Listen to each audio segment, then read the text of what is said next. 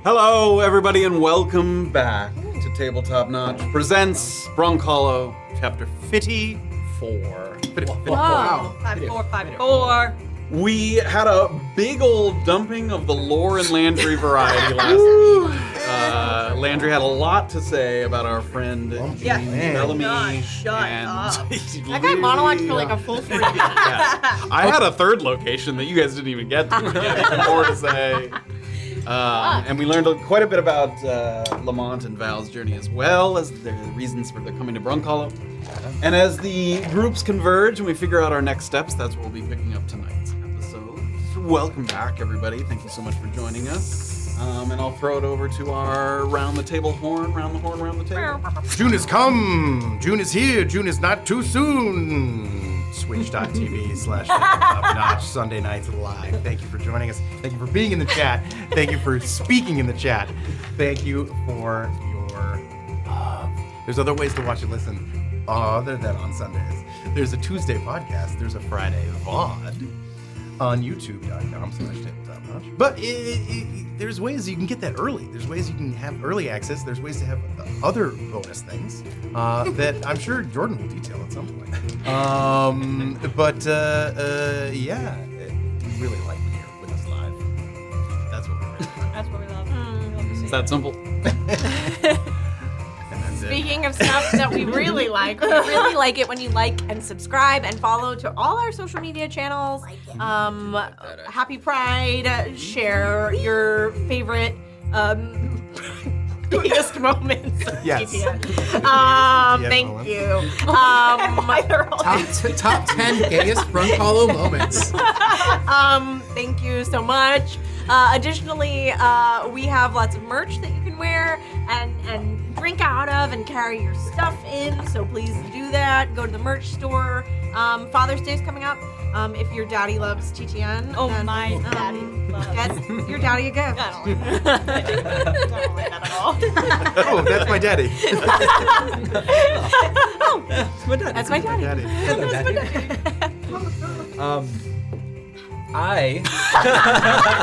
Did I set you up for the transition? Get your daddy on Disky. Tabletop Notch. Wait, discord.gg/tabletop notch. This week, I want to talk about something that I haven't ever really put a spotlight on. There's a place in the Discord called Questions, and there's a great place if you have a question for anything. Like, what is this? What is this?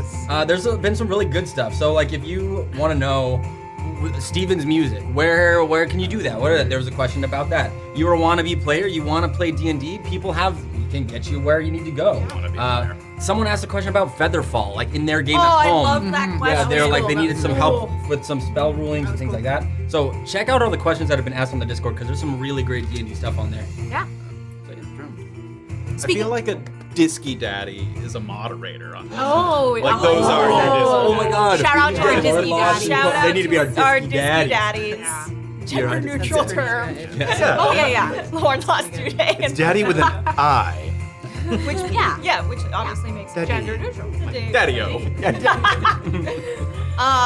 bring back Daddy-o. Yeah, we do.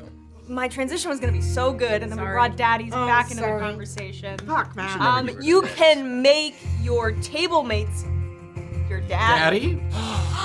You can be the daddy of your table mates when you go to our Patreon, become a Big Nun member or larger.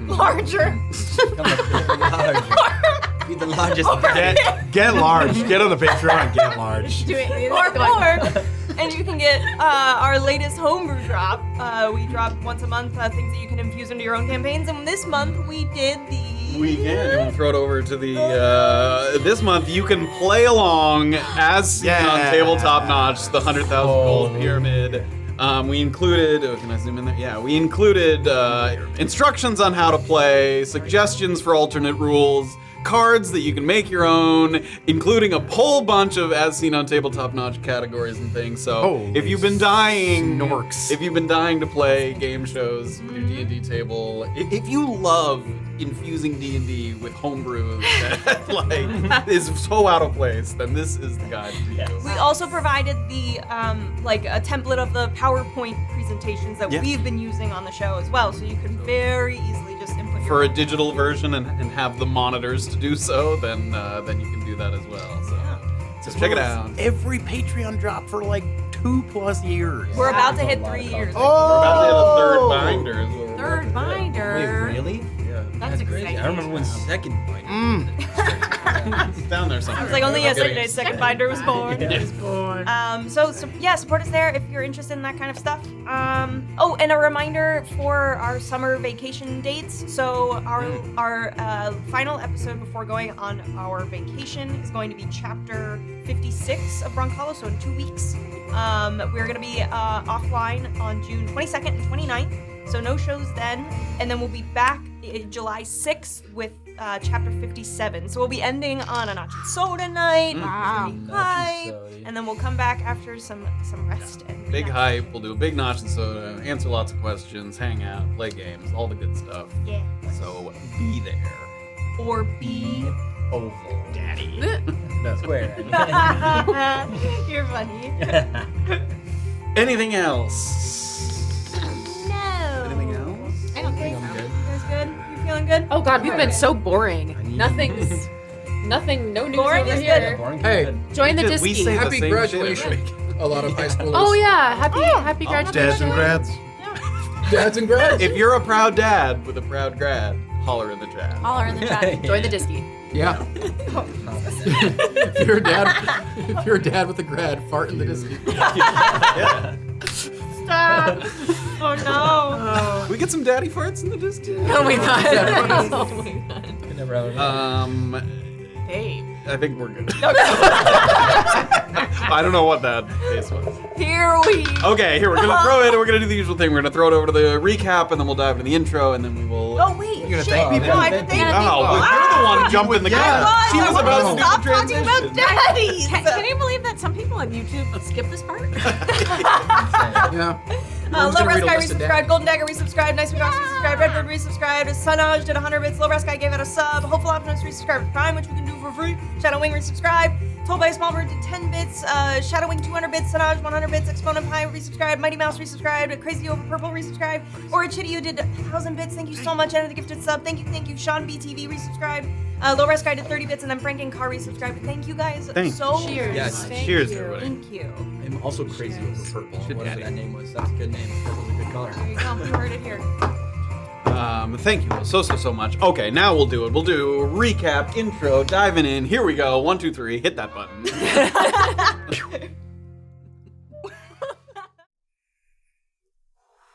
Ooh. One for the piggy.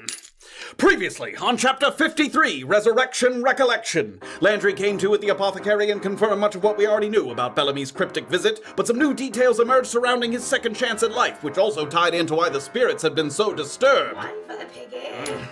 Perhaps the most important revelation, however, was saved for a follow-up discussion at the music box, where Landry disclosed a detail from conversations past. Apparently, if he ever found himself in Brunkhollow, the Reverend planned to hunker down at an abandoned monastery known as Clarity, which was our best lead yet on where to start our search. One for the piggy. Charting a course there might mean heading to the Merc Hall, where Annabel's attempt to track down the fugitives from the bank was proving to be a mixed bag. In addition, the setting sun was only putting more pressure on Illien to come up with a plan to confront Ramo Klein, though he did concede that having some backup at Heron Lake would not go amiss. Will Val and Lamont lead the charge across the Pink Prairie as they seek clarity? And if it turns out to be a dead end for the demi-hag, is the sea glass in TC's pocket looking better by the second? Stick around and find out on Chapter 54, Brunkhollow. Get the piggy out.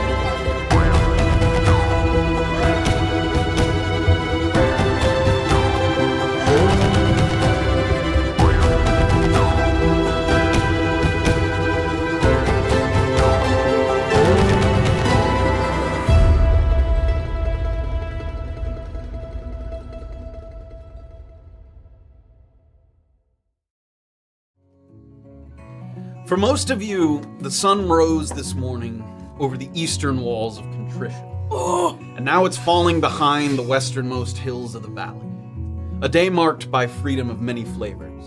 Breaking free, walking free, stepping free through breaches in the fabric of the fort itself. This town, in its odd way, provides a base of respite. But as you look out, you feel another freedom fast approaching. Roaming free outside of Brunkhollow, as you seek to make sense of the Bellamy's situation. At this point, it's just conjecture mixed with a bit of deduction. There were no buildings that you could see through the rift, nor any man-made structures of any kind. And though it seems foolhardy to guess at the man's intentions, having learned from Craig Crunch that the Reverend returned once already to retrieve his belongings, you do have a hard time believing that he would be back again anytime soon. And so your hunt seems destined for the downwheel. With limited insight gleaned from the halfling twins at the Merc Hall, your hopes now rest with the newcomers, Val and Lamont, and you wonder whether their convictions are strong enough to take them beyond the relative safety of the valley. And if not, whether they'll be kind enough to give you the information you need before they make a trip that so many have made before. The long walk back across the cusp, having been bested or beaten down by Brunkhollow. As a group, you head back in the direction of Paramount Lodgings while thinking about what might be accomplished in the waning hours of the day. Is it merely a moment to catch your breath before trekking back out to Heron Lake? Is there still a need to find a private space at the Lucky Heathen, which at a glance looks like it's back up and running with some muffled music emanating from within? Or is there something else that demands your attention on your first night back in town? So you guys have left the company of Val and Lamont to go off and enter into the music box, leaving the four of you to contemplate your next steps.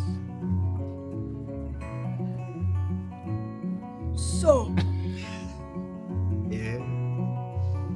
what else do we have on our plate this evening? A nap? I gotta go talk to Maeve. Since we're right over here, I might just do a brief stop by. Afraid if I lay down for a nap, I may never arise. I'll make sure to come grab you. Could nap together. Oh, could take a nap together, TC. We'll see. I think before. Is it June already? Yeah.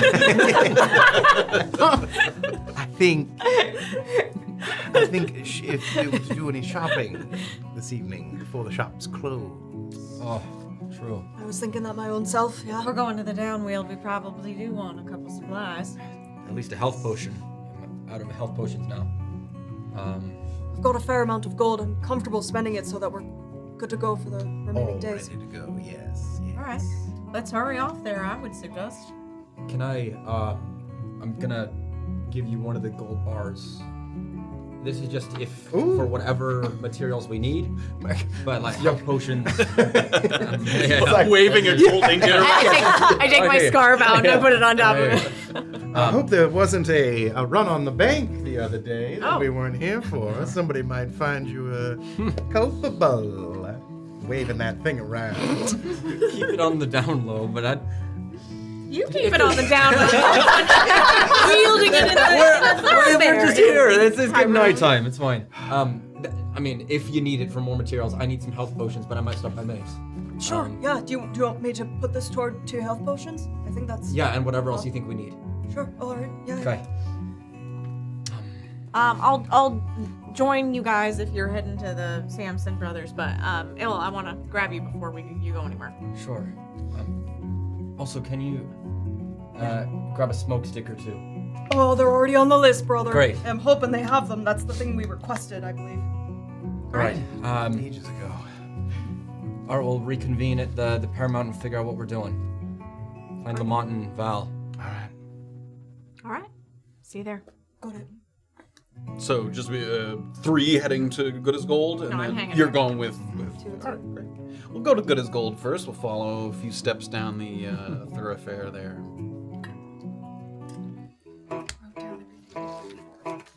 And for adventuring types, a return to a general store like Good as Gold is uplifting because it usually means that you're stocking up. And sometimes there's no better cure for feeling overwhelmed than filling your bags with rope, ammunition, tools, tinctures, gadgets. You can't anticipate everything, but you can leave a place like this feeling prepared for anything.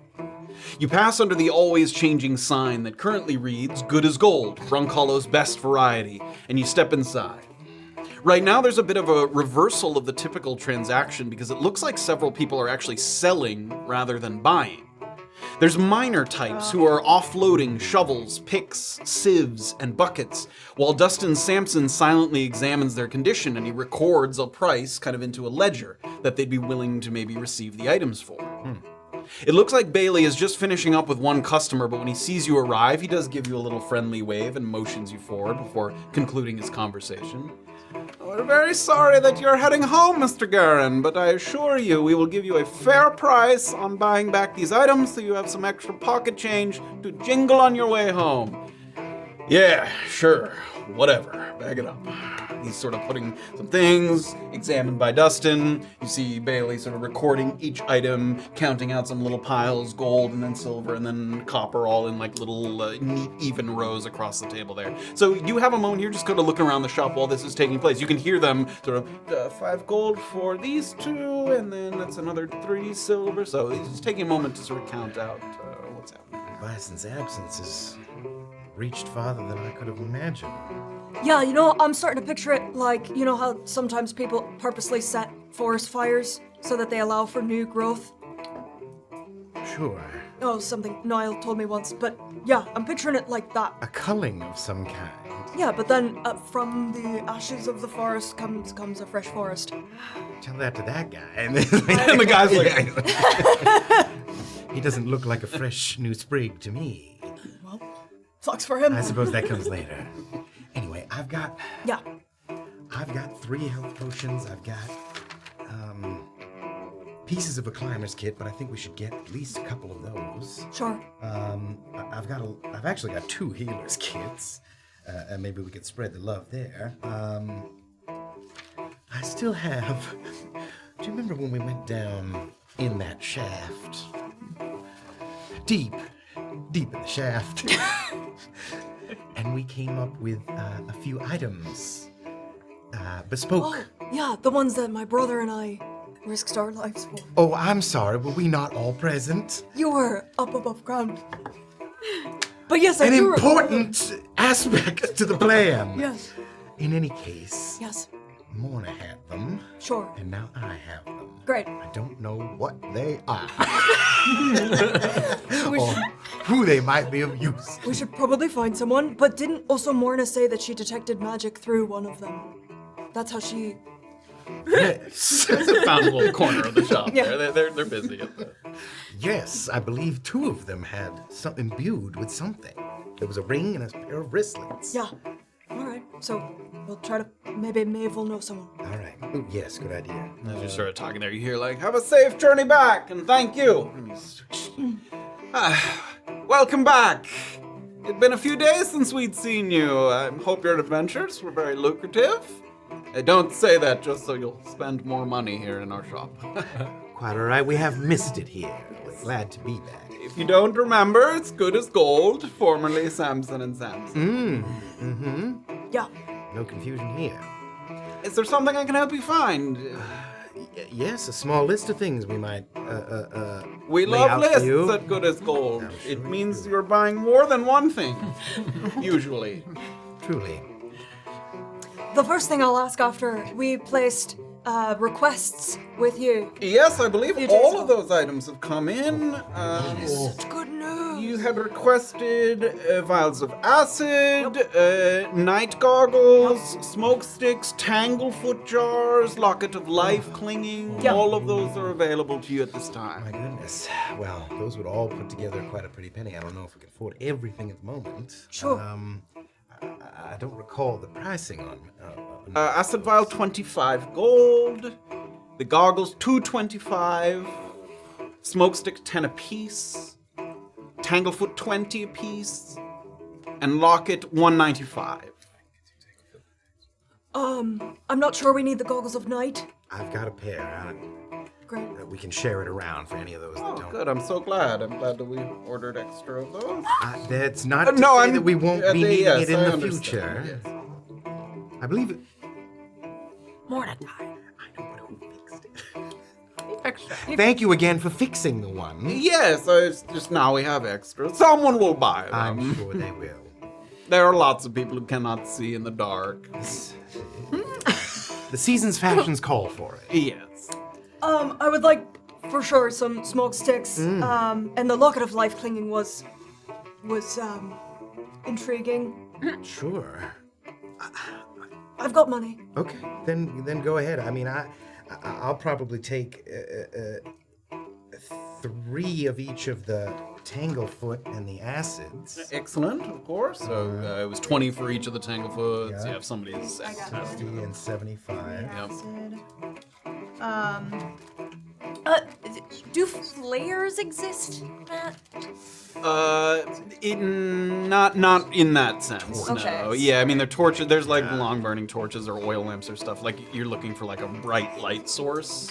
Something that can signal to like an ally if we were like separated across a distance. You know, a flare you can like Shoot it up in the air. Yeah, not that. I mean, you could literally like use a sling to throw something up, like throw something right up into the air, but it would not have the same kind of visibility over super long range, but over.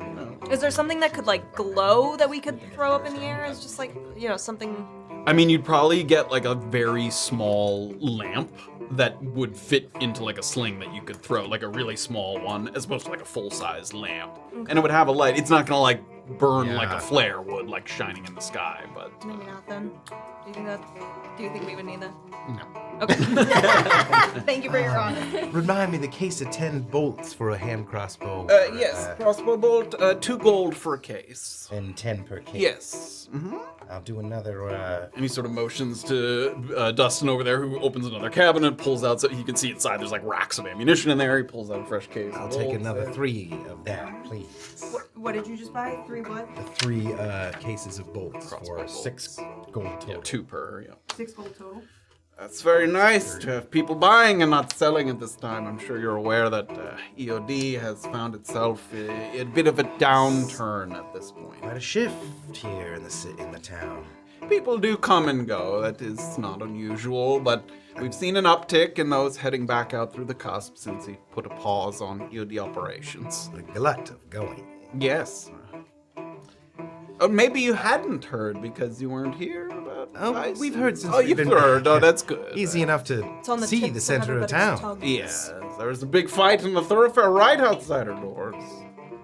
Oh, Bison. Yes, Bison, some of his people who were looking to stay and side with Bison, and others who felt that his time as leadership had run its course. Bit of a schism. Yes, I think there was tempers flaring.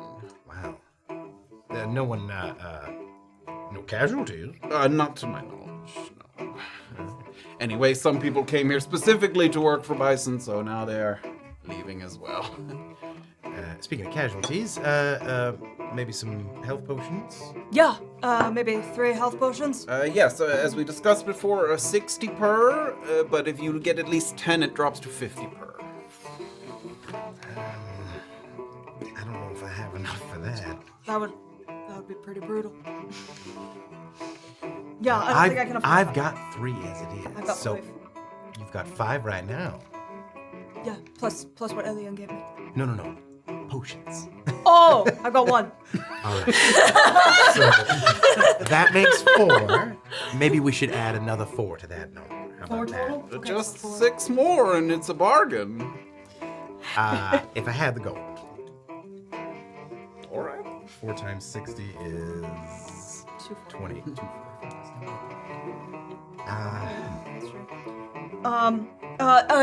Urine. Every urine you've got, whatever kinds, I want. Dustin, get the urine! He'll get it for you. Right now, we're only stocking Basilisk and Girlon.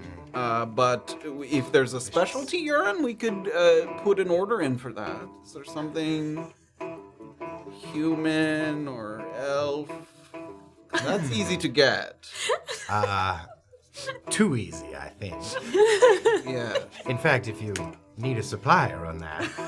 I haven't heard yet, but she's asked for more urine than most people have, so I thought I'd offer it to her first. I'll take care of her. A climber's kit, maybe a climber's kit or two. Yes, climber kits, 20 gold apiece. Comes with rope, pitons, everything you need. I think 2 of those. Very well, yes. So another 40. Sorry, how much the urine's gonna set us back? That you do have in stock? So Basilisk is 12 and Gearlon 21. Oh, dear. And human and elf are very cheap. All right, 24 and 2 of each, you said? 42. So far, my total looks like... Halfling, no. Oh my god. No. Gnome, you said, sir? No. No, thank you. Ah, yes.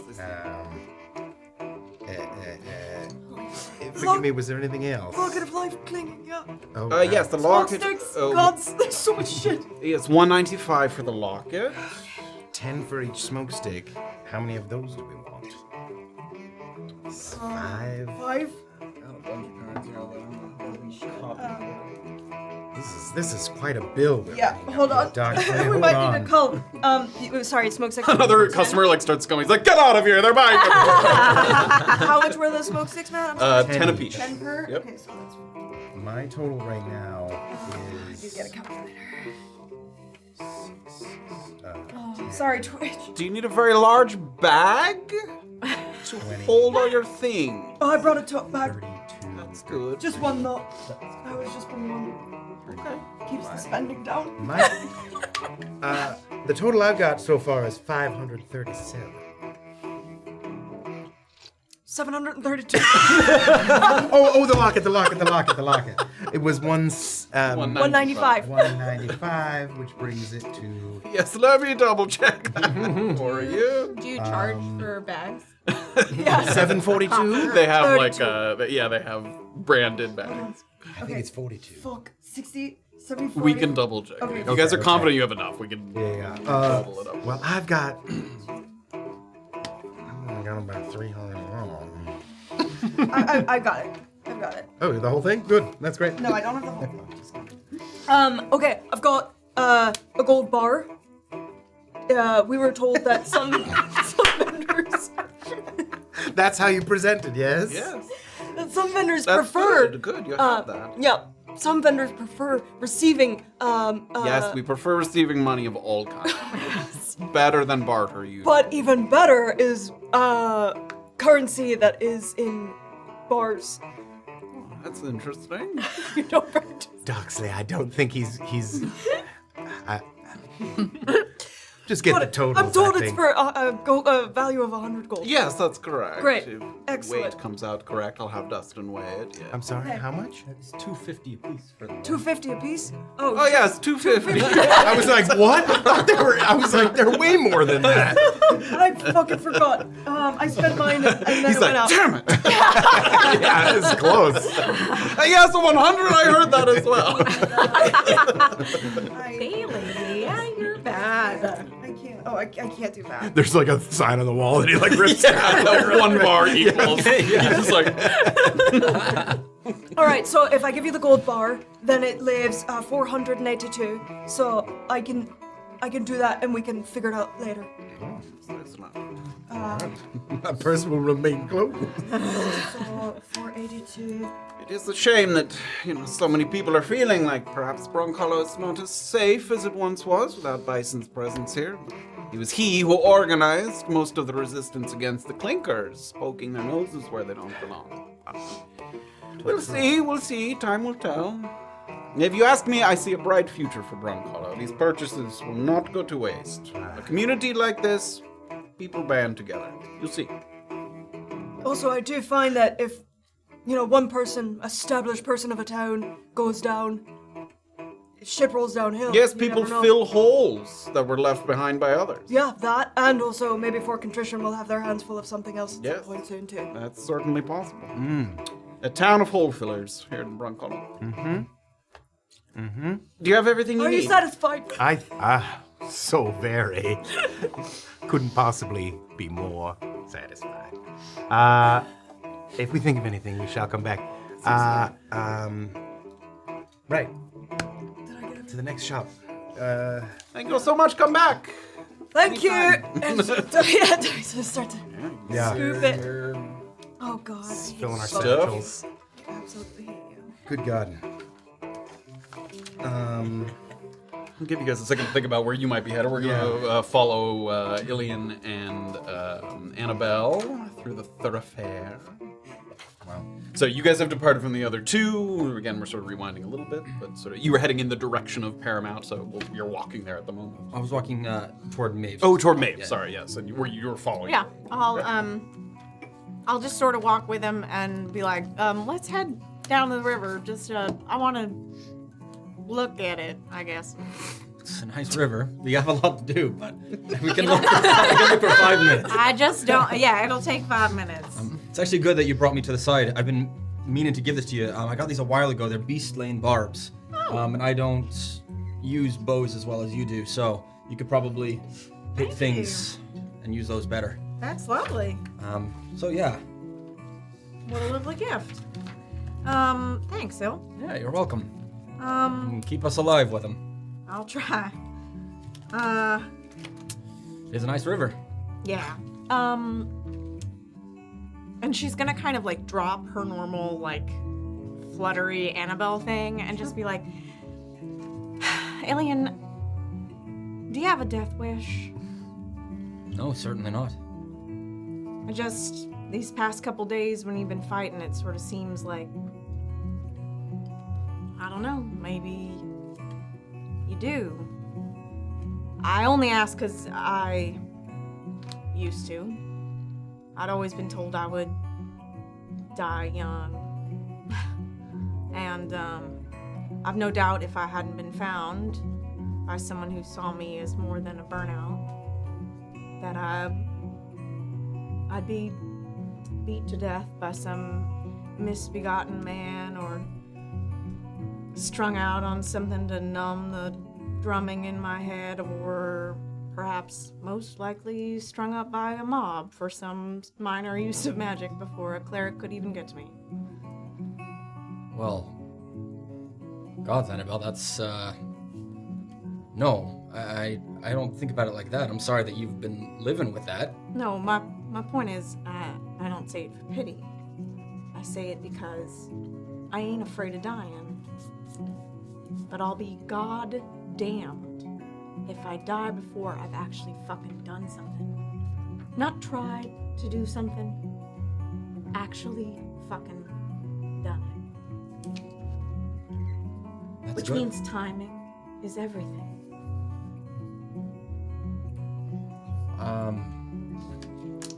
I can tell you don't want me to go after Ramo. I know that's what you're kind of hinting at here. But no, I don't have a death Smart wish. and handsome. Please, flattery will get you nowhere. It's not flattery. I'm saying, if you have the information, then a key is nothing. Do you want to give him a key after he's told you whatever you think you need to know? And then he goes off and it's a race to find the statues while we're trying to find the hag? Right? I mean, yes. What you said about... If you have the information, Aaron, I know. then you're the key. You can say, you must come with us. We'll take you to the statue. And on that time, you must teach me. You would want Ramo to come with us. Sounds like you're just trying to sweet talk my ear, Annabelle. I don't know the man. But you seem to be taken with him. It's I'm hard. not impressed with somebody who would use your blood for ink. But if you're into that, I guess No, I'm not more into power that. to you.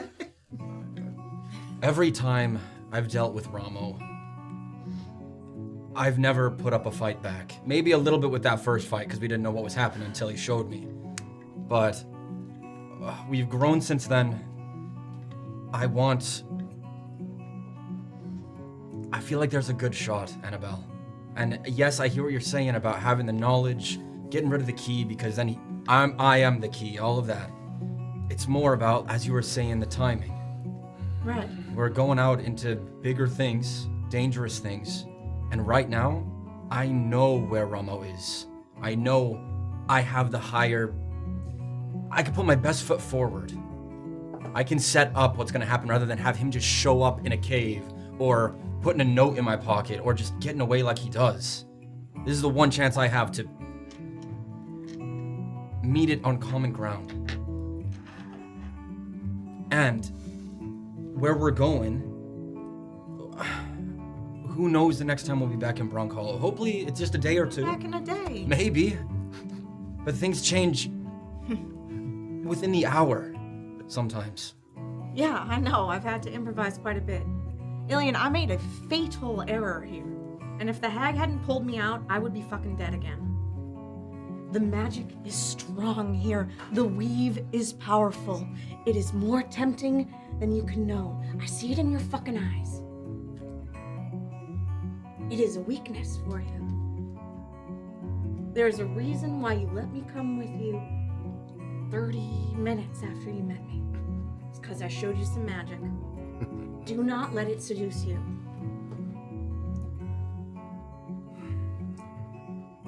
That's the hard sell. And she's back to her sort of like flittery thing. I hate to pull this card, Annabel,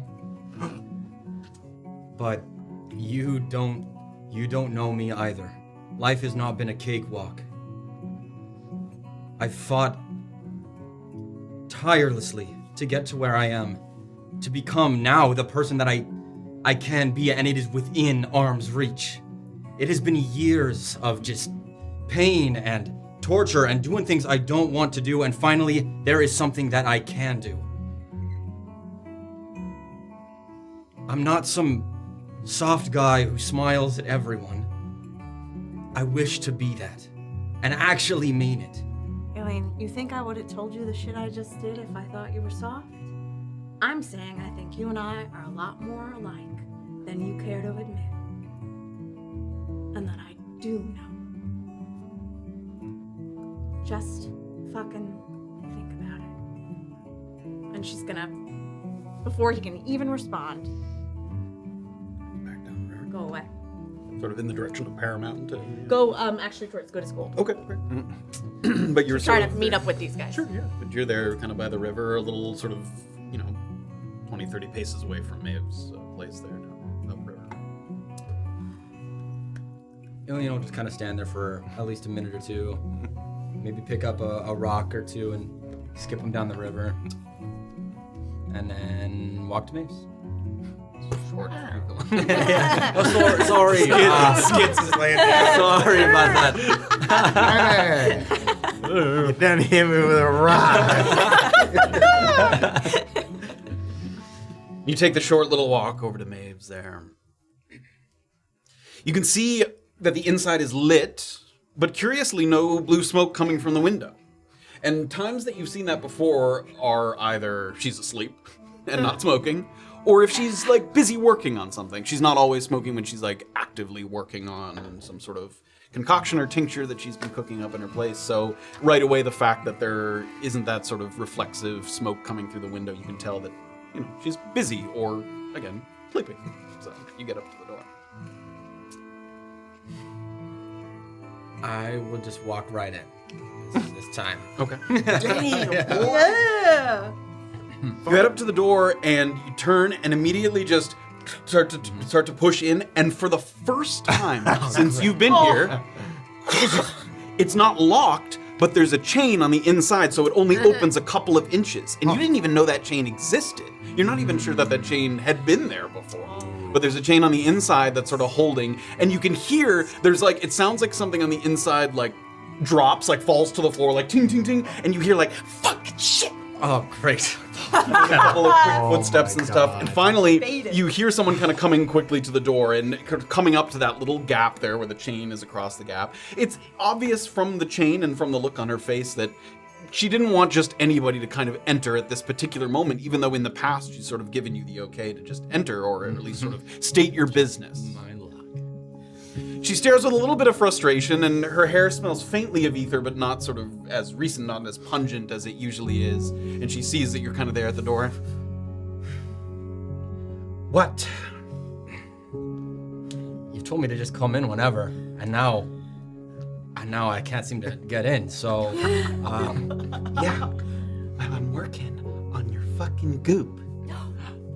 And I didn't want somebody to just walk in and fucking see it. well, I'm here to... You called on me earlier to check in, and so that's what I'm doing.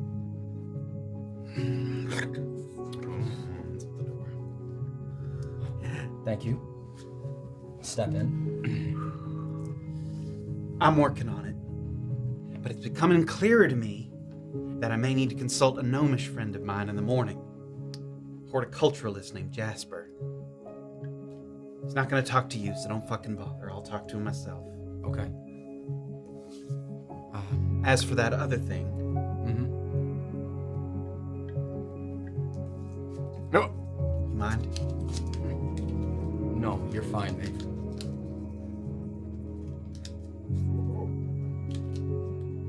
I take it that you're not just gonna fucking drop everything to help little old me figure out how to fix what it is I'm working on. You ain't got that kind of desperation in your eyes. Not the same kind that Kate had. Well, I wouldn't drop everything to help you. It's something that I'd like to have in the back of my head, so if I can, I will. Yeah. Why don't you tell me where you're going or where you're gonna be, and I'll see if that's of use to me.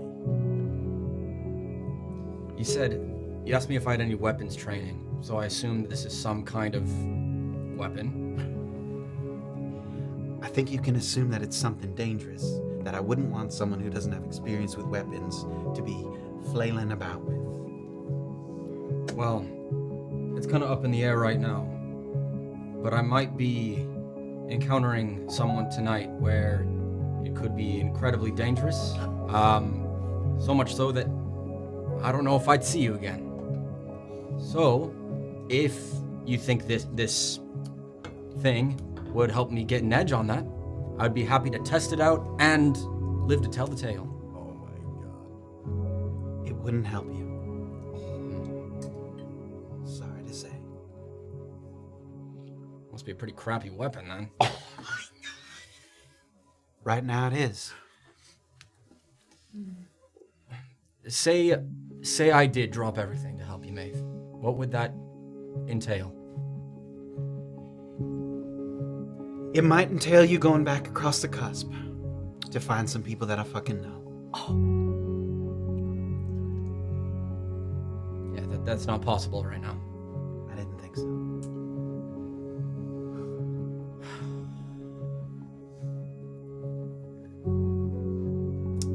There's other places, but it could be fucking anything. That's why I'm asking you where you're gonna be. Because you're not my errand boy, nor do I want you to be. Right now, as of tomorrow, I think the best lead that we have is we're heading southeast, following the river, back past where that goblin war camp was. And it would probably be a day or two until I see you again. Well, before you leave, if you figure out your plans, you come and see me. Does that sound fair to you? Yeah, it's great. Did you have that list of things that you might need, just in case while I'm out there? The list will be amended based on where you are or are not. Understood.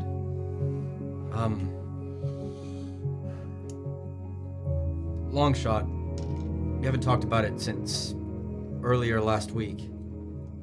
Nothing else has come up about Yarpaya, has it? No. Well, as I said, it's up in the air. If I don't come back, you never heard about Yarpaya, and stay away from Ramo Klein, okay? All right. Great. Where the fuck are you going? A lot of my friends don't want me to, so we'll see if they talk me out of it, but I don't know. I would be Heron Lake is where I'll be. That's like 15 fucking minutes. I know. This guy is he's hurt me a lot in the last week. And I don't, yeah. So, he's not a good guy. And I have something that he wants really badly. What do you have that he wants? I don't think I can. You shouldn't know, because that would. You just shouldn't know and be wrapped up in it, I don't think.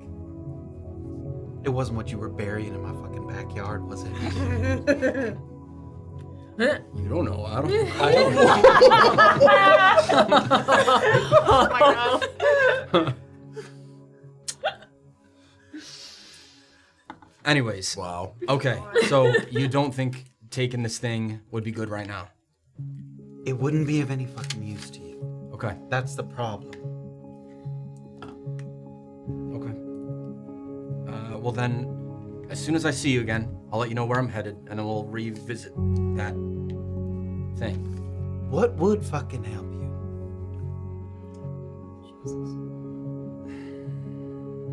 You trying to kill this man? No, but I can't let him kill me. But he's gonna try, I think. But the problem is I need him to talk, so I can't incapacitate him. But I just need to get him... I don't know.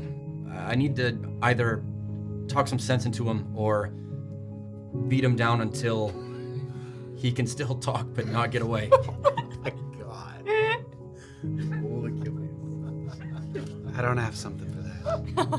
Yeah.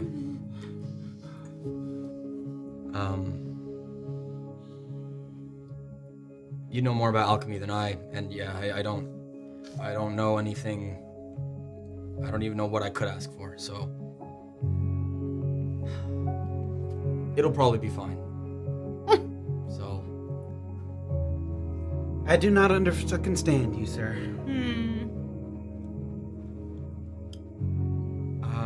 Well then, What you seem to want most changes on a fucking whim, you know that?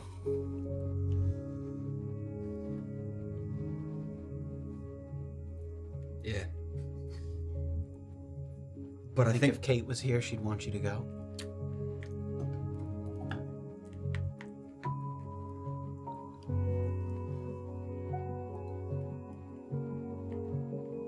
I don't think so.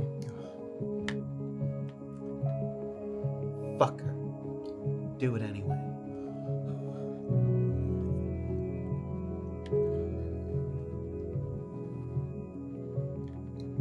I think it's most important.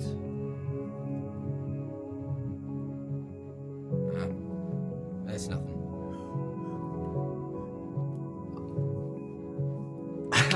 I don't know what else to say, Maeve. Aside from that, I do hope that I can see you again. When you find out where you're going, let me know. I will. If that goop turns out, give it to my sister. If it turns out what?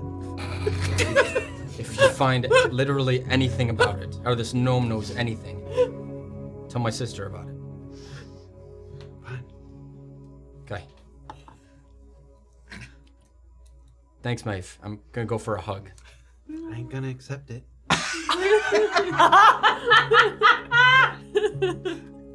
Your gesture's been noted. You can go. All right. I'll push away and open the door and walk out. And you hear the door close, and you also hear like the little chain on the other side. All right. I'll head to the paramount.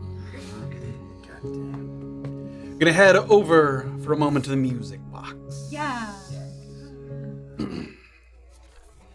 Within the walls of Vincent's self-proclaimed humble house of revelry, he described it as such when you came in here, you don't feel much like reveling at the moment, but you do feel a little humbled. Even with an understanding that it wouldn't be easy to approach Reverend Bellamy with your particular request. You couldn't have guessed the lengths that you would have to go just to be granted an audience with the man. You thought maybe you'd have to locate his home, or some house of worship, or possibly even go to the prison. Nothing like this. It's becoming clear that the man that you thought you knew, the man the people of Old Pharaoh thought they knew, is perhaps not the man he is today. Or perhaps he was always this man, but venturing beyond the cusp has somehow unraveled him, sent him spiraling to a crisis of conscience, a crisis of faith. As you pass by a poker table on the way out, a man is reeling after losing a big pot. You can see him sort of slamming his cards on the table, and you're reminded of the sunk cost fallacy. How you could if you could possibly bear to come this far only to walk away with nothing. And yet there are other people that you care deeply about, whose livelihoods and reputations erode with each passing day in Old Pharaoh. And you think to yourself, perhaps don't they deserve your consideration? And how do you weigh that against what the boy deserves or what the boy needs? As you're thinking about this and sort of heading toward the door, you do see Vincent just sort of catch your eye on the way out. It seems like you might be on your way out another time, perhaps, for an extended discussion.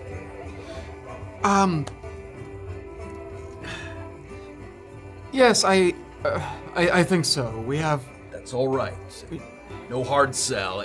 All I ask is that you give me a fair shake before you make any arrangements with the Monteros. Absolutely. We haven't even talked to the Monteros. What's their... Is there anything we should know about them? Just in I case. like the Monteros fine.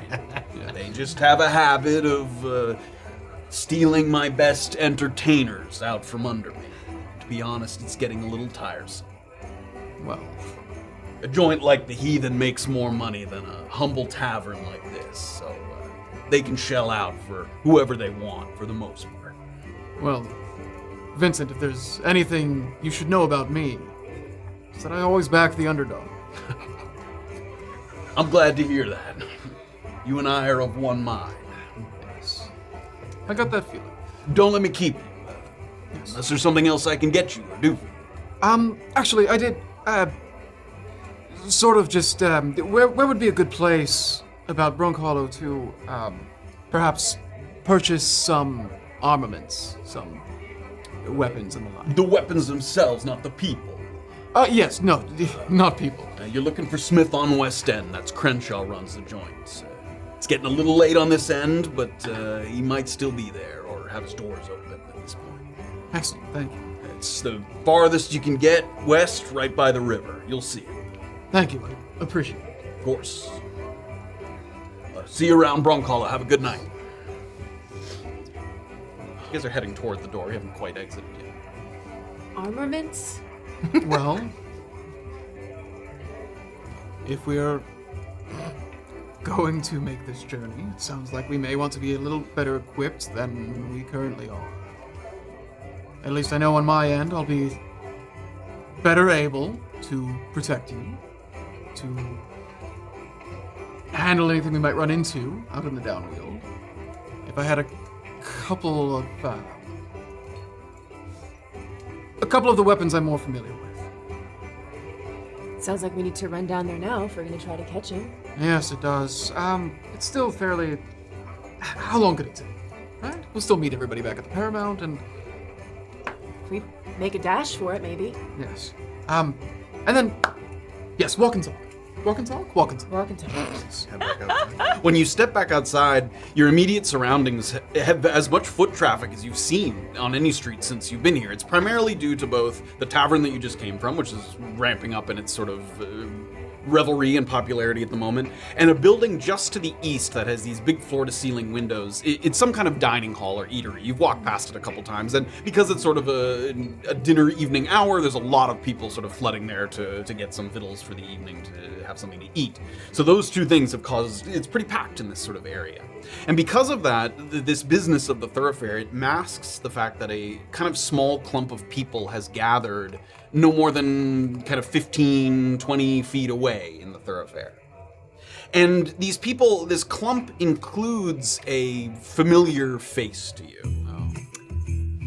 The face is a disapproving face of a broad-shouldered woman with a headscarf who was last peering at you through the window of her home. And she's now holding in her hand one end of a leash to which a brownish red-haired hound is affixed to the other end. So she's holding the leash of a hound there. And immediately as you kind of exit, she taps a couple of the people that are around her and, "That's them!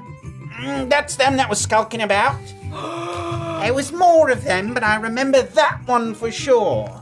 Had a man over his shoulders, likely beaten and robbed. When they left, my dog was barking up something fierce. I went to check on my dog in the back, And his good collar was missing, the one with all the jewels passed down from me grandma. And one of the guys, that's so. Damn right. I had to dig up this ratty old piece to replace it. You got any light to shed on that, sir, ma'am? Said you was seen around the backside of the south end of the river. Yes, we were there on business with the. What was it? It was. I can't remember the name of the. Can't remember the name. We were told. Were we told that it was with Gideon? That like the whole thing had been.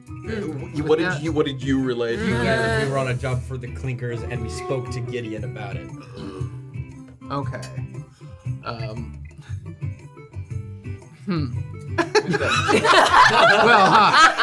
Well, now that Clinkers have come up. Well, yes. One of our friends was in trouble there, and we happened to take him to. You familiar with Blaylock? Of course. I believe is his name. Is that a man you were carrying that was a friend of yours? Yes, that was Landry Beckham. Well, look, he turns to the woman. I got a hard time believing that somebody would rob a man and then take him with. That don't make much sense.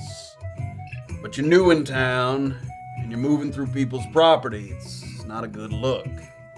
Well, what's with this collar she's talking about? You short on gold? You just seize the opportunity, or what? No, actually, I'm terrified of dogs, so I wouldn't go anywhere near it. Stealing. Could have been her that took it. I hate Item dogs. of tremendous value, no less. I loathe dogs. Make persuasion checks, both, or deception, depending on whether I don't know your opinion. Avery is like, I'm waiting to say this.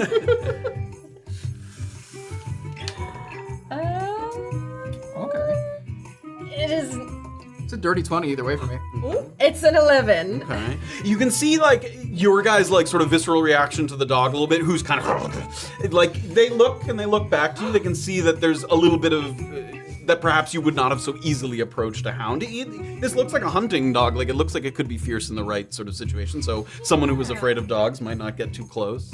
You can see some people starting to look around, but it doesn't sort of immediately sway them. Step forward a little bit further there, and both of you give me animal handling checks. Ooh! You can do it. It's just a donkey. This is an animal. It's just a little. See, we want to do bad here because it proves that we aren't good with dogs. True. Well, Hey, I'm on the way.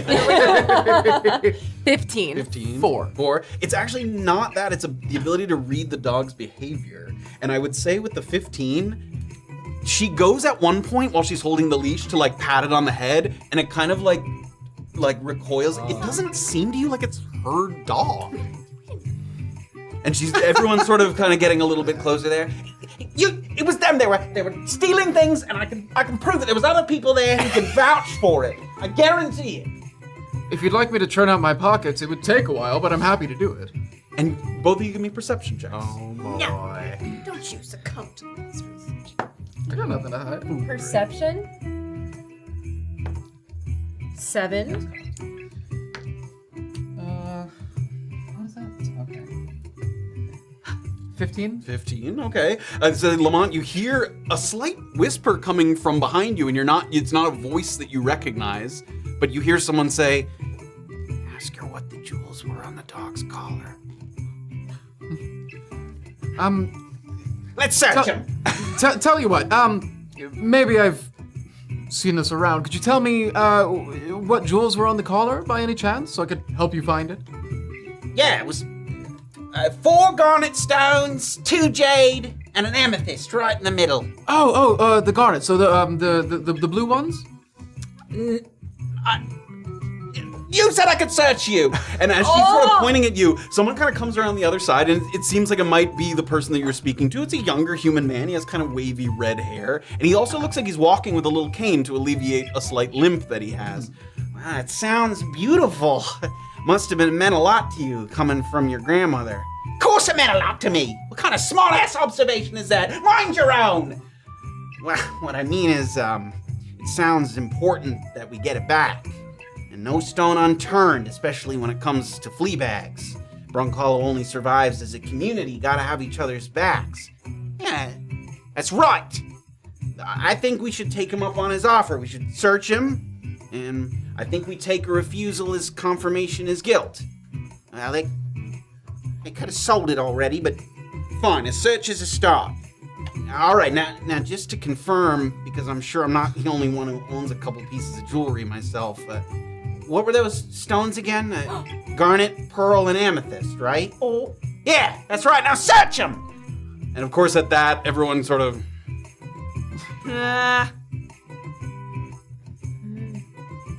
What? You said we could search him? Have a look at his things. And the sort of other man that had stepped up to you. Why don't you go on home there, Gabby? And why don't you two try the front door next time? Well, I don't think we'll be going back there anyways. It ain't always what it is that matters. Sometimes it's what it looks like. And the crowd starts to kind of one way, one another way, disperse a little bit. And finally, the woman, sort of one last act of defiance, she kind of leans in. You are the company you keep, love. Come on, mutt! Sort of pulls the dog in the other direction. What a bitch. No, pretty sure the dog was mine. I wasn't talking about the dog. I knew you were gonna. No, I meant the. Yeah, what a awful human being. I don't even think that was her dog.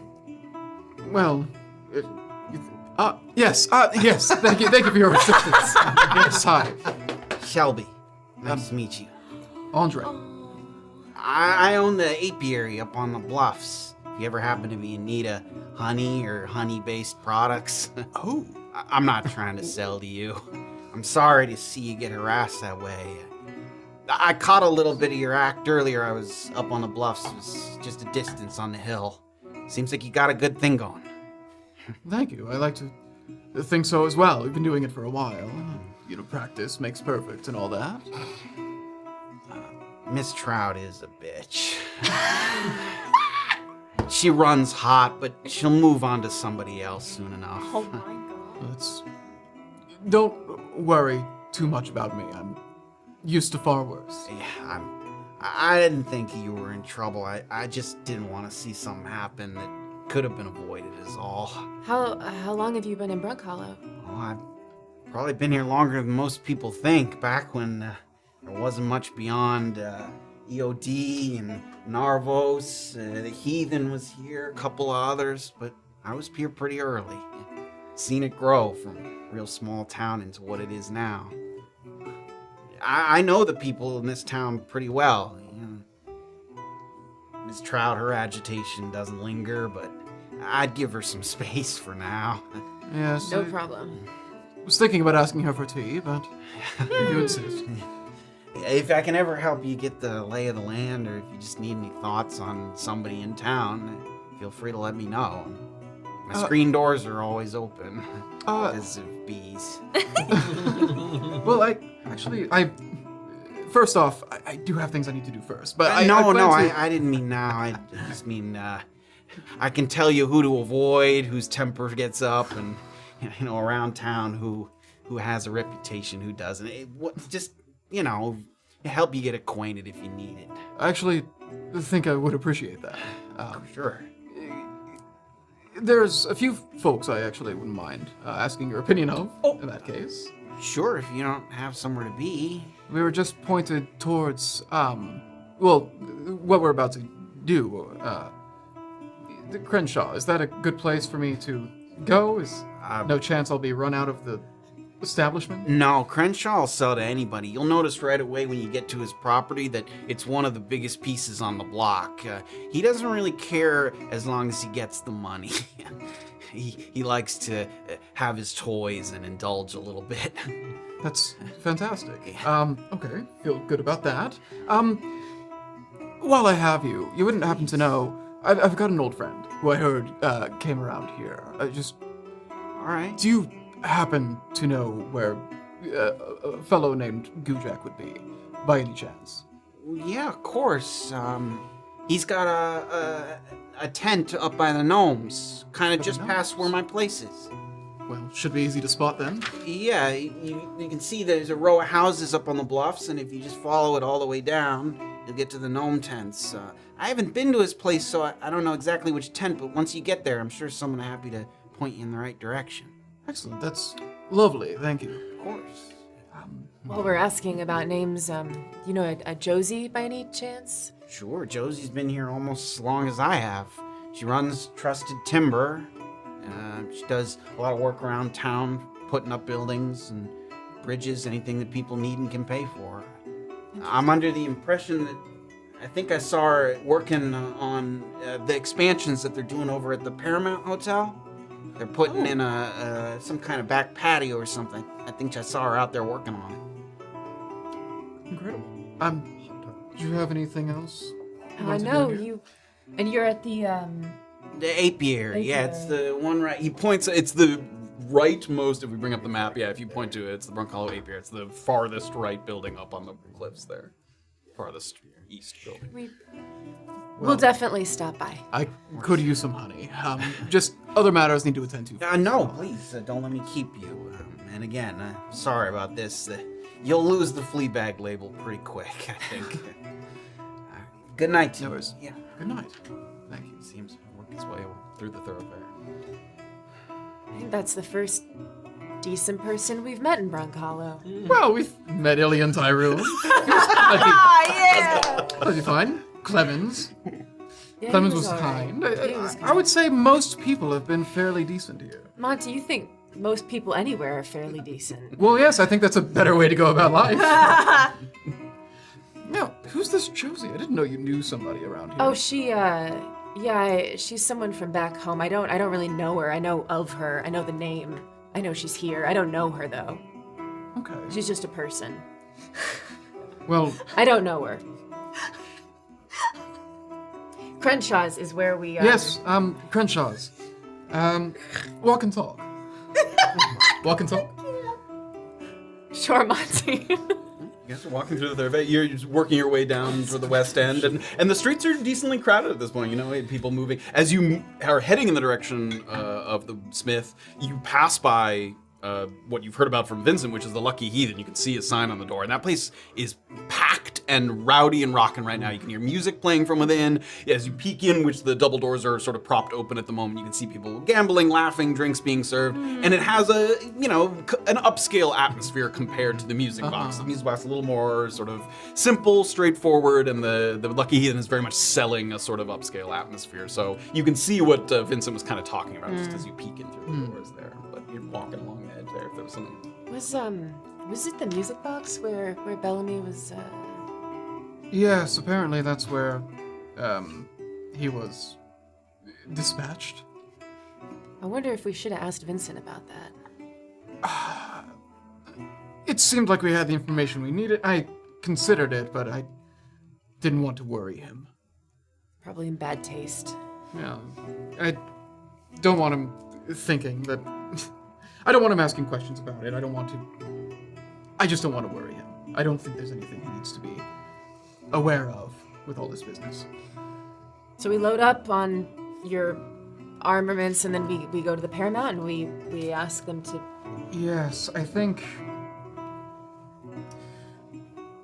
it would be very wise for us to recruit them if we're going to make this journey. They need to talk to him anyways. Hopefully, they'll understand the area a bit better than us, and... well, if something untoward is happening, I would rather we have some backup. Makes sense. And, how do you feel about making this trip? I don't want to...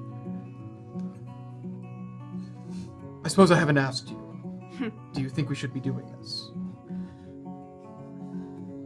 I do. I think as the days go by, it does feel a bit not selfish, but I worry about how long the others are going to hold out. Yes,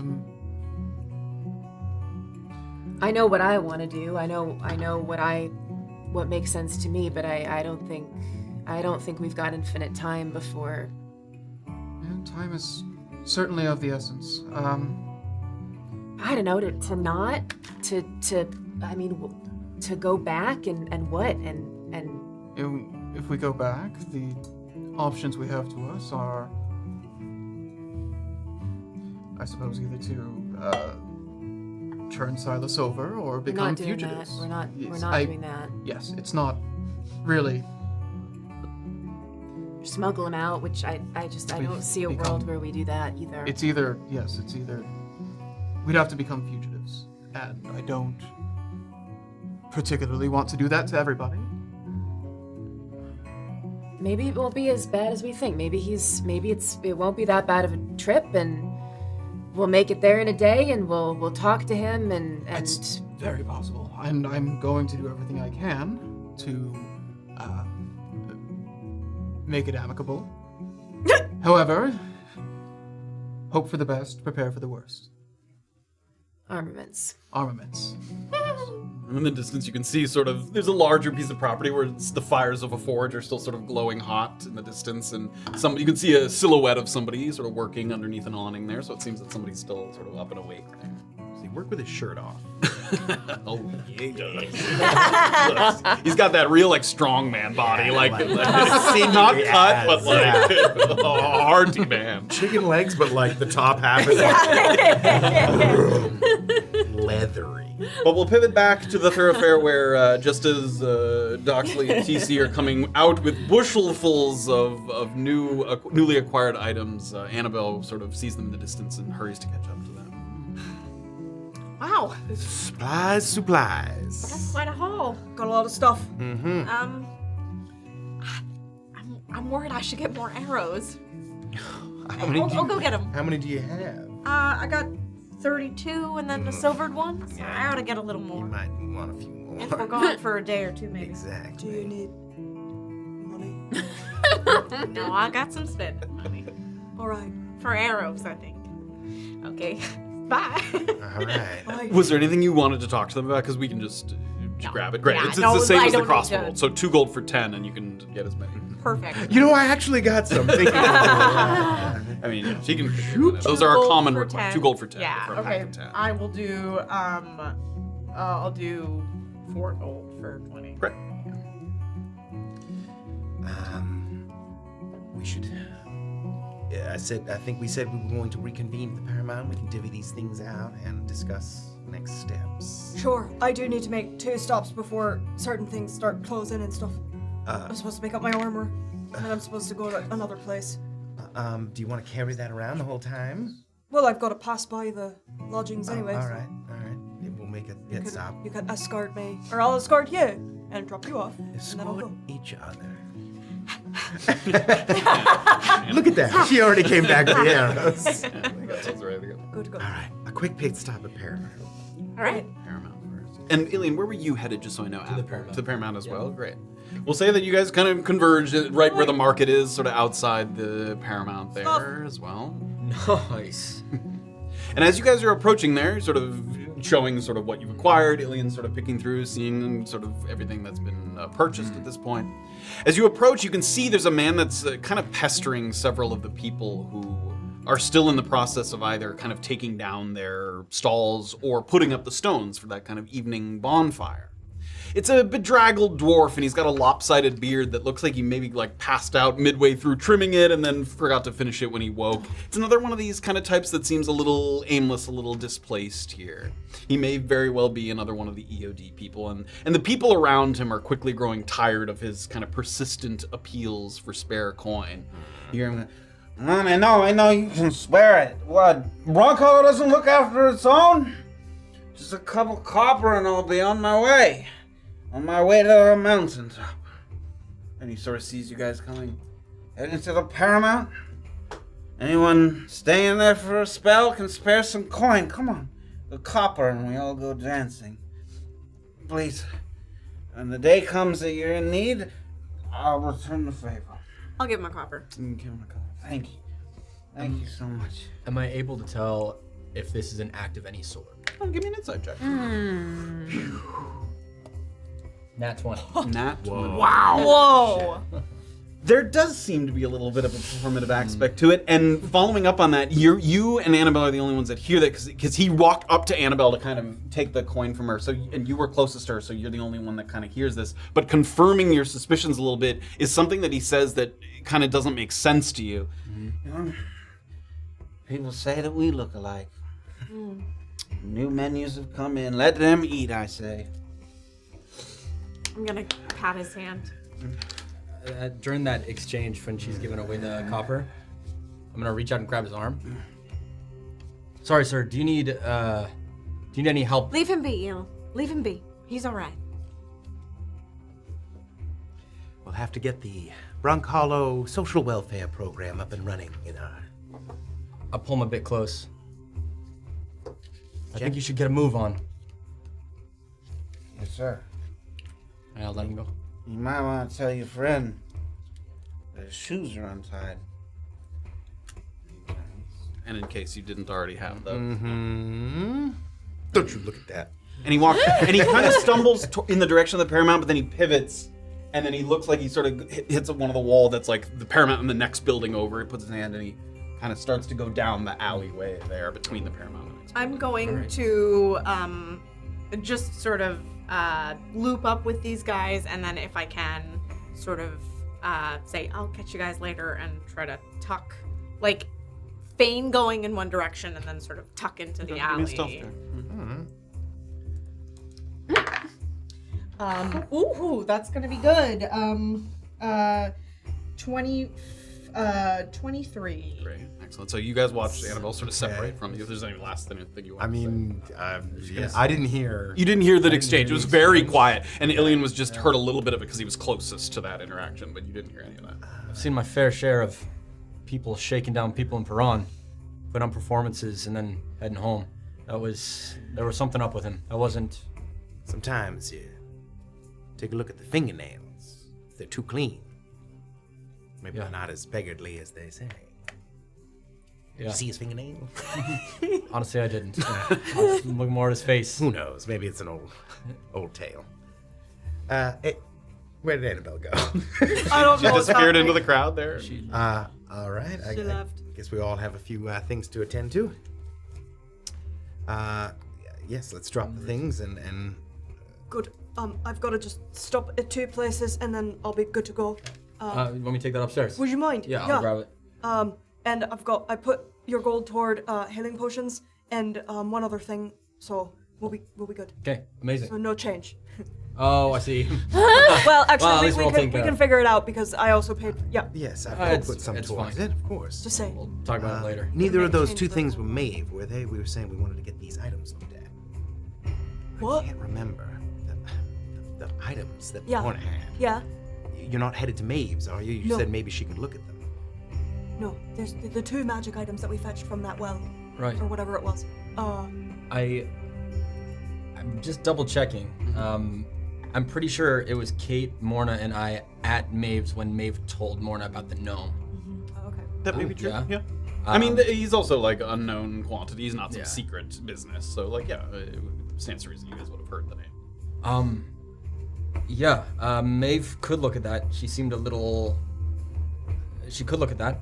There's also that gnome up in the gnome nook who... Is that who did it the first time? I believe that's where Maeve sent There's a Morna. good chance that Mona's already been there. Well, maybe I'll run there quickly and see if he can... Might have to pay for it again, but Do you want me to stop off anything in your room while I'm heading upstairs? we can all run Run upstairs upstairs very like this. quickly. Okay. We'll put all the things together in one room, and then we'll come back and do it.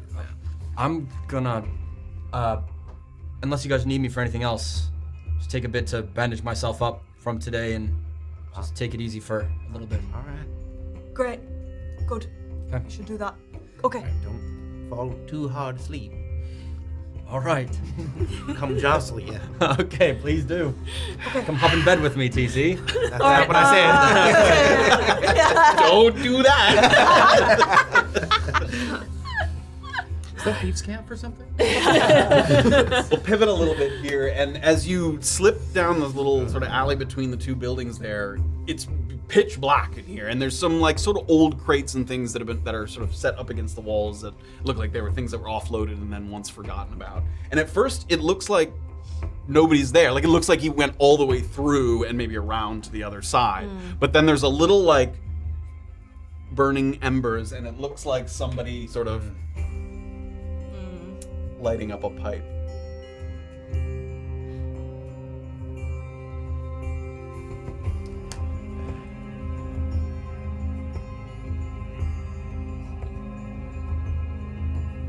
Hockney gives his regards. Good to hear. You've been gone for a little while now. He was hoping for an update. I can provide one. How are things going around here? You finding what you need? Yeah, all that and more. I'm making progress, but I need more time. Can't get on a wagon back to Vanguard quite yet. I spoke to Bernine. She got the impression that things might be a little further away from you than you hoped. Well, there's always complications and plans and plan Bs. Hawk always says, only act on what you know, then let your instincts take the rest. That's what I've been doing. I know what Hawk says. You know, Catch your name, sir. I didn't give it to you. And there's plenty going on back home. I believe it. Things are moving fast. You don't need to be mucking around out here chasing down dead ends that might never come to fruition. I'm not. I have something really fucking big. Really, really fucking big. You know, the way Hawk tells it, you sound like a soldier, Annabel. Just like me. You built up some goodwill among some names that really matter. It would be foolish to piss away all that goodwill when you know that we could use you just the way you are. I am a soldier carrying out her orders, and I'm telling you, this is worth it. No, maybe you're not understanding me. We had a job called Blackbirds in Vancouver, and a bunch of them that ran the streets and now tending bar. We need extra bodies, and we kind of need them now. It's important work. Lookouts, go-betweens, equipment acquisitions. You'll be traveling in the right circles. This is the kind of work that shows people that you're reliable. Put in the time, a couple of years, Kujan takes notice, you believe that. 5 years, tops. And then when the man comes calling, you're right there. You're ready, you're waiting. A seasoned soldier, prepared to take the next steps. And a couple more there in case you needed them. Wow. Oh God. Sorry, I didn't want to. Don't look at those. Don't look at us, you wolf. Okay. Is there a thieves' cant word for cleric? We can assume there is one of you. The Holy One. I don't have Birthday one. thing, but When I say there's big shit here in town, I mean, and she's gonna say, there's a fucking cleric here in Brunkhollow. That's what I'm working on. Something that could rip the world wide open. So yes, I could rise up through the ranks like we're supposed to, but I don't care about that. I care about getting shit done. I'm not doing this for my own glory or anything like that. If Hawk wants me to write him, I will. We know.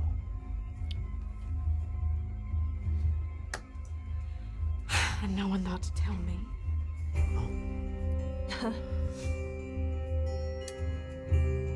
You ever heard of Chain of Command, Annabel? Of course, sir. And do you think that killing a man who can't defend himself, do you think that sends the message that we want to send? I haven't acted or done anything untoward. I didn't say you did. I said that killing him here, you think that does a fucking thing? You're right, it doesn't have quite the same impact. young, skeptic wannabes always fogging up my fucking glasses. I ain't a wannabe. Hold on. And I don't mean any disrespect, sir. I really have something that is going to be more valuable. I just need a week, tops. Make a persuasion check. Oh my god. You're gonna do it. Ooh! Dirty 20. It just sounds like 8. You want to buy yourself some time out here to do whatever the fuck it is you're doing. You need to put in some work that isn't gallivanting around in the prison or cuddling up to low-rent crooks like the Tyruns. Hawk says you got a little magic in you or whatever. Yeah. A little. You ever use that to hurt anybody? Yeah. Oh, good. Then this won't be the first time. In the morning, you're gonna find yourself at Pocket Ace's Pass. You know what that is? I can figure it out. TGV's got a couple of defectors that for a while were under Bison's protection. Hard to get at them without making a mess. But Bison flew the coop, and he only took his favorites, which didn't include these two scumbags. Whispers in the butcher shop say they're looking to make one more big score selling some stolen shit from his dig site. Then after that, they're going through a phase. Oh no! Closer, closer. There it is, yeah. Small. Too little. We're gonna cut them off at the pass. And we'll be bringing a little flint and steel.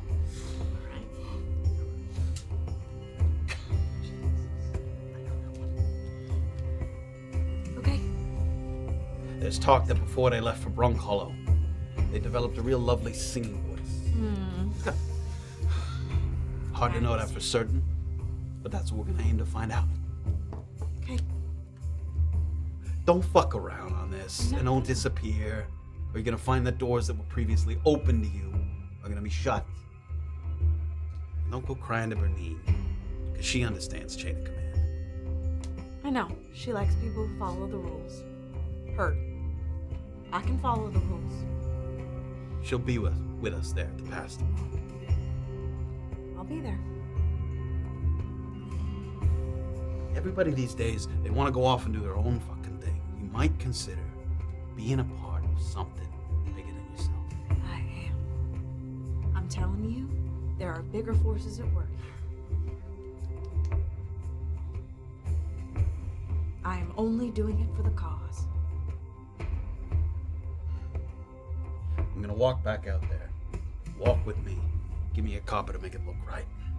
It's the sort of pipe. He sort of taps out the pipe there. And as he gets to the sort of edge, right where he's about to kind of come back out of the thoroughfare, he sort of, copper. She'll Somebody. make a display of giving it to him. Some people in Brunkhollow look after their own. You, sir, you look like.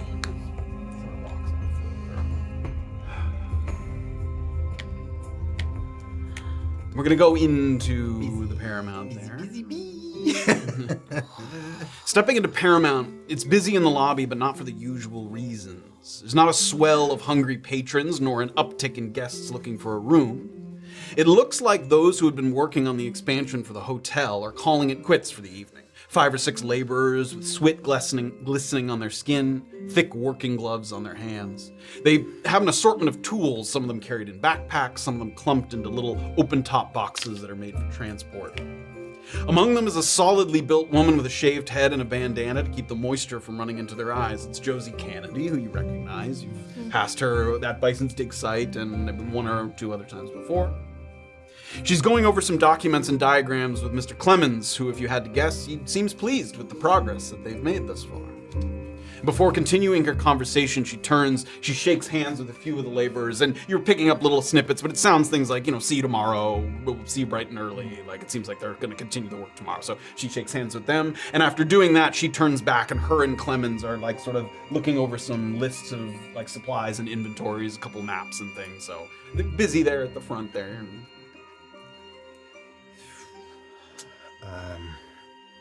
Drop and go? Yeah. All right. Yep, I'm already headed upstairs. I'll keep going straight. Head upstairs. I'm gonna hold back for a second. Okay. Away from both of them? Yeah. In the lobby? Yeah. Well, Josie, you said, is Josie's there, yeah. You can hear she's sort of, We dug out most of this area for a bigger foundation.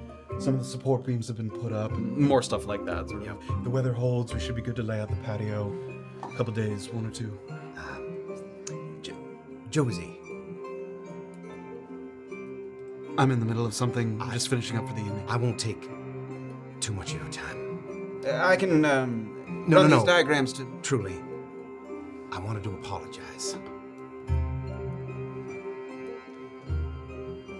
I should have come straight to you with the news when we came back to town the other day.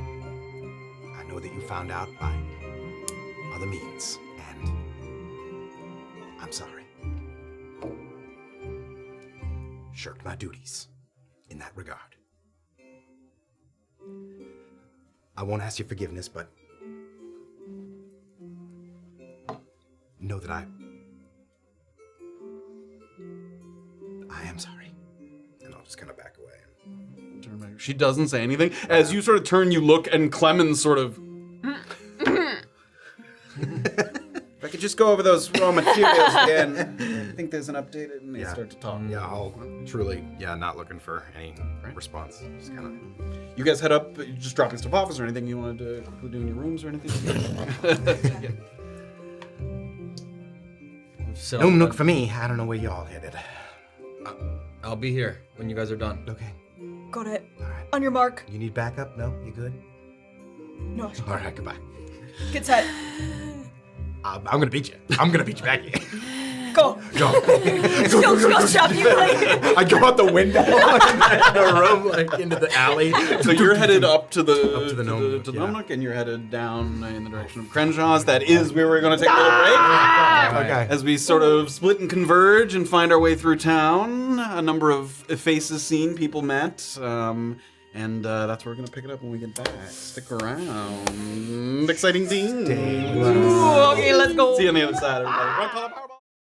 Drunkhallooo, Powerball. Drunkhallooo flows the whiskey in the hills. Drunkhallooo, see the climbing all wine sails. A fight there in the thoroughfare, or lovers kissing sweet. The magic of Drunkhallooo nightly sweeps me off my feet. Enemies in the upfields at each other's throats all day, but pour 'em each a nice stiff drink and the troubles wash away. Or the town drunk who's a nuisance during hours of the sun.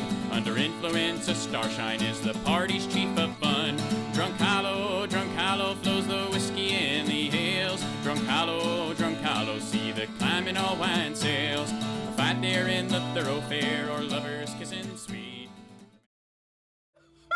Oh, welcome back, everybody. You should subscribe to our page. To chapter 54 of Brunkhollow. Oh, man, we're just coming up with some new Thieves' Camp. But if you want the old Thieves' Camp, join our Patreon. You can find out what Annabel was saying. Or what the other guy was saying. And how sexual was it? Okay, Oh, we're going to no, dive back you in, but shut if you...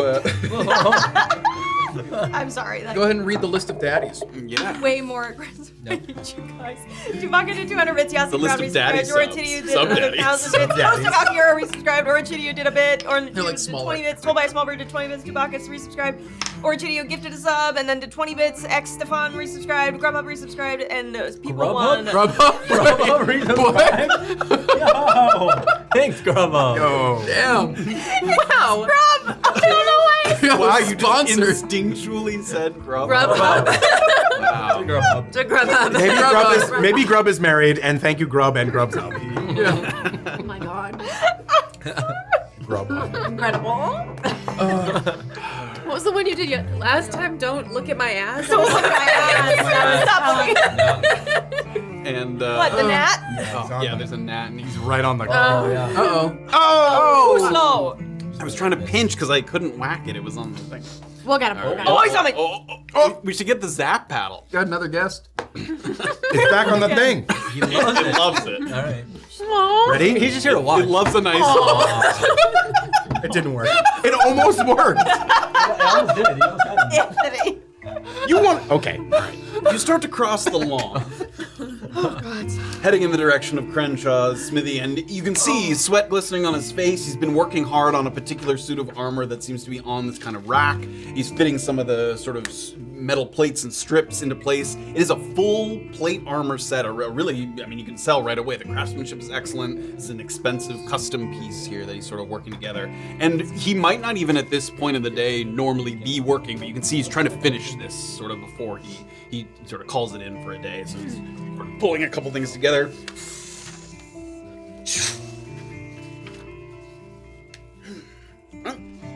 Hello, are you the man on the sign? What do you think? See the resemblance? Yes, it's uncanny. Where do you see it on this? And he Oh my God. turns it around. Oh, and that's it's got the incredible. full Crenshaw look with the copper inlay there from kind of waist to the bottom of the neck there. That must be worth more than a normal suit of full plate armor. My finest piece to date. Monty, you would look fantastic in that. Oh, I don't like restricting my arms. That's the only problem. Cool 1400? Hey, 1400. I'm afraid I'm in the market for something a little cheaper than that. Okay, this one's already spoken for. Ting, ting, ting. Say he's trying to fucking sell my arm for more than what I'm paying for it, bastard. Yeah, normally close up shop by now, but what can I do for you? Something I can get you? Well, I'll make it quick. I'm just looking for some fairly basic things. You wouldn't happen to have just a long sword, hand axe, perhaps a shield? Got them all. What do you need? Just those. Just a long sword, hand axe, shield. Plain. That's all fine. Just Got a couple of those in stock. Let's take a look. Long sword can run you somewhere on here. Oh, no, I didn't scroll down. That's why he didn't scroll down on his. brings out his knife. 15 for the long sword. 15. And then what did you say?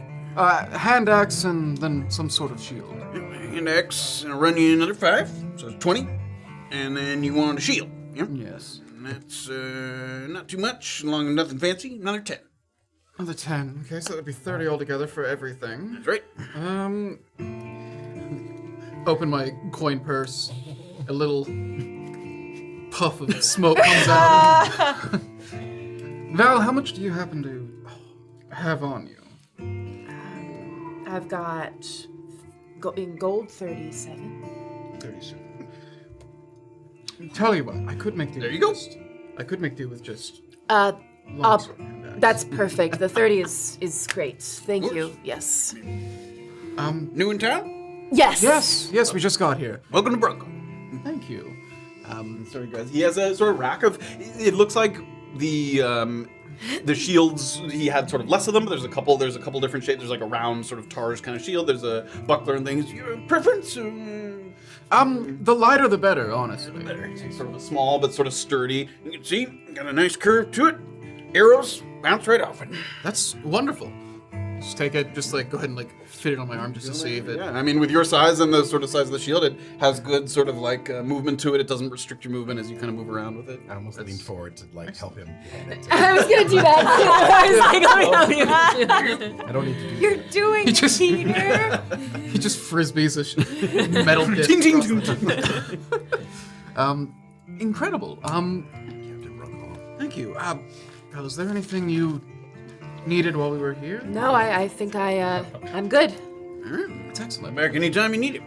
Thank I you. gotta finish up this piece. It's beautiful. Thank you. Truly a work of art. Were you coming here first, or were you stopping somewhere else first?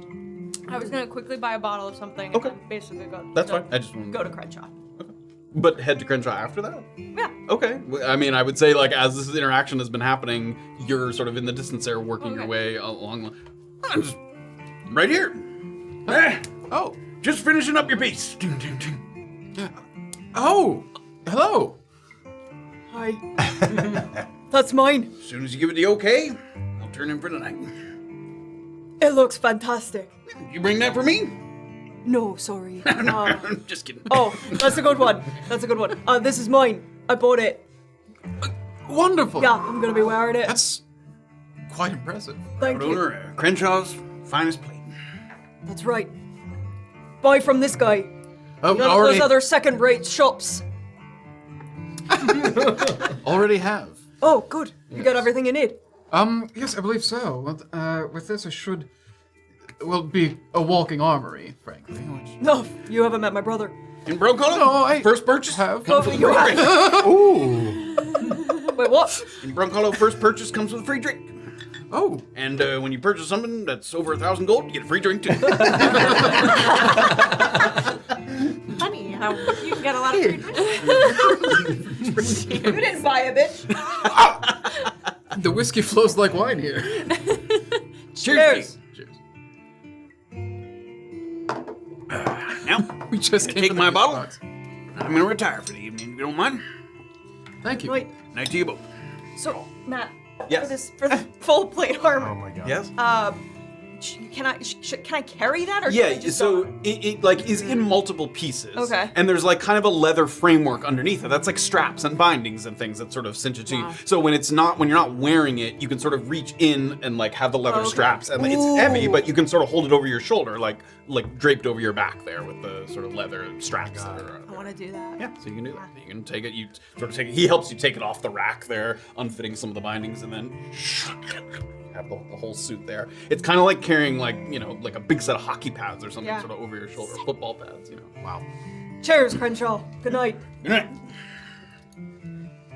That's not the kind of armor you purchase unless you're planning on having a lot of sharp objects coming your way. Yeah, I'm foreseeing that a little bit. Are you? I see you've got a shield.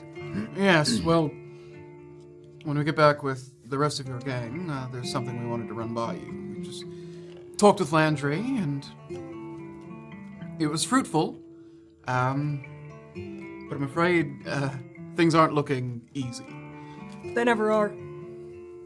True. Too true. Did you have other business, or? Yes, I was gonna go to the mail house, but let my companions know if this is a job that we're all going out to do. We've just done a big shopping spree of supplies and whatnot, so if you have anything else that you may need, let's get it done. Yeah. Fair. I think. Well, I think we have what we need. I mean, if you... I don't need anything. I feel. We traveled here. We can do a little more traveling. Mostly feel more equipped for what may be coming. All right. Meet back at the Paramount? Sure. Yeah. Sure. Walk a little ways, and right there is where you can see inside. This was one of the doors is still open, and Doxley peels. Oh, did you get it? No. Oh. Wow. Wow.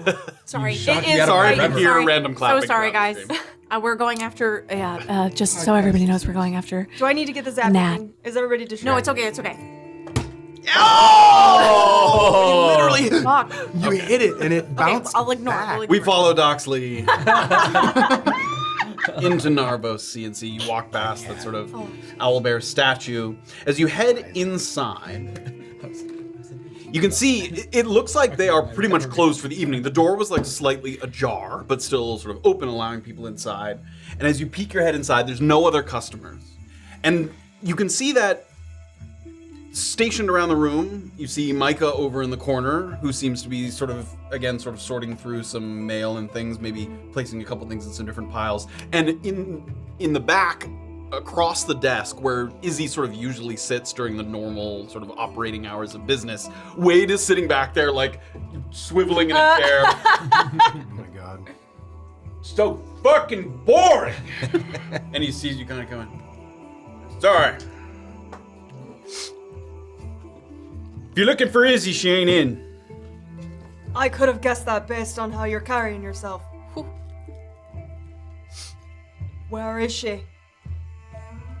She's somewhere fucking else. She called on me. So here I am. He looks over to Micah and they kind of exchange a glance together. You ain't never had a boss before? I don't have one now. Well, sometimes they do something, and you gotta roll with it. Do you happen to know when she'll be returning? I don't. Well, you can tell her that odds are I'm gonna be leaving town again tomorrow morning. So if she needs to speak with me before then, she knows where to find me. Tell you right now, I don't think Izzy's gonna like that. What is the alternative? I mean, Izzy's not gonna like you leaving town after you's just gone for a while. We was looking for you these past couple days. Why? We got business. Alright, well, she's not here. I have things taking me out of town tomorrow morning. What's so goddamn important you gotta go out of town? If you aren't telling me where Izzy is right now, what makes you think I'm gonna tell you where I'm gonna be in 24 hours? Told you. Made a mistake bringing her on. Gentlemen, and Doxley's turn to start going. Get back on I'm gonna smack this bottle upside somebody's fucking head. Fucking guts. Some guy's walking. Stupid fucking stupid fuck. Back to the Paramount. And I believe at this point, everybody's converging back at the Paramount. No. Oh, yeah. And I definitely beat her. We'll head up to Nomanuk for a moment. Talon gave me the name. Yes, you were looking for Oslo. Oslo, there you go. It's a little tedious circling around to get up here, but the bluffs do offer one of the best views of Brunkhollow. I avoid the third house. It's more than the third house. It's the sixth house or whatever it is. I avoid all the houses. But the bluffs do offer a beautiful view of Brunkhollow itself. At night, the torches, the lanterns are sort of flickering from a distance. You're far enough removed from the shouting and the grumbling, the drunken slurring of cranky citizens. You just see the kind of scenic haze of warmth, vibrant community that's come together here on the fringes of civilization. You walk by a few houses. Some of the impressive ones up here, as they were part of the next wave of settlers who weren't just trying to get walls up and a roof over their heads as quickly as possible. You pass by that house. Modest compared to some of the other ones. No lights inside. Completely dark. Get past there to the end of the block. You see a chipper gnome with a stringy gray beard, puffing kind of merrily on his pipe there. You've seen him around before, someone who sort of seems to know the lay of the land in the gnome tent area. Another thing that you notice is that he's seated on a bench that wasn't there the last time you were here, and the bench is just outside some kind of small cube-shaped structure. And the structure it's too big to be an outhouse, but it's too small to be a warehouse. And as you look around, it looks like it's been built over the well. They've put up like walls and a roof over, like sort of locking in the well here in that spot. As a sort of to keep people out of it a little more proactively than just the boarding up that they did before the last time you were there. Evening. Ooh, hello, boy. I've seen you around. Forgive me, I can't remember if we've gotten acquainted. Cobb Godwin. Cobb, of course. My old friend. TC. So you and a couple of folk were looking around the well a while back. That's right. In fact, come to think of it, have you had a few problems with the well? Something Oh, and he kind of wraps his knuckles on the sort of wall behind him there. And gnomes came together, decided it was time to patch it up. Wasn't in use. Some who just didn't want people wandering down there accidental. But this is a tad elaborate, would you say, for such a simple purpose? Well, we had it boarded up before, but some people still went in. He sort of... I suppose you're not wrong. Anyone in particular commission it that seemed... No, just us here, came together, decided it'd be best to make sure nobody went in. All right, yeah. Good community service you've done then. Look out for each other up here on the Nook. Seems that way. I wonder if you could point me to a Mr. Oslo. I can. It's late. I swear it won't take too much of his time. He's not gonna be happy.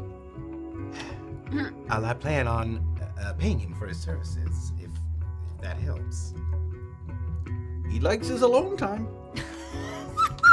May I ask him myself whether he might be reasoned with on that front? You can. Which tent might be his? If you want to get something from Oslo, I suggest you don't interrupt his alone time. I shall make myself known before barging in. Is that what we're headed with this? Something I don't want to catch him unawares. Oh, I just think that he's got his own ritual at night. Doesn't like to be interrupted. Nighttime ritual. I see. Has visitors. Oh. Oh.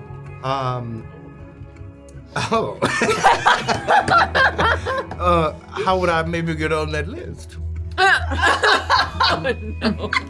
Not sure you want to be on that list.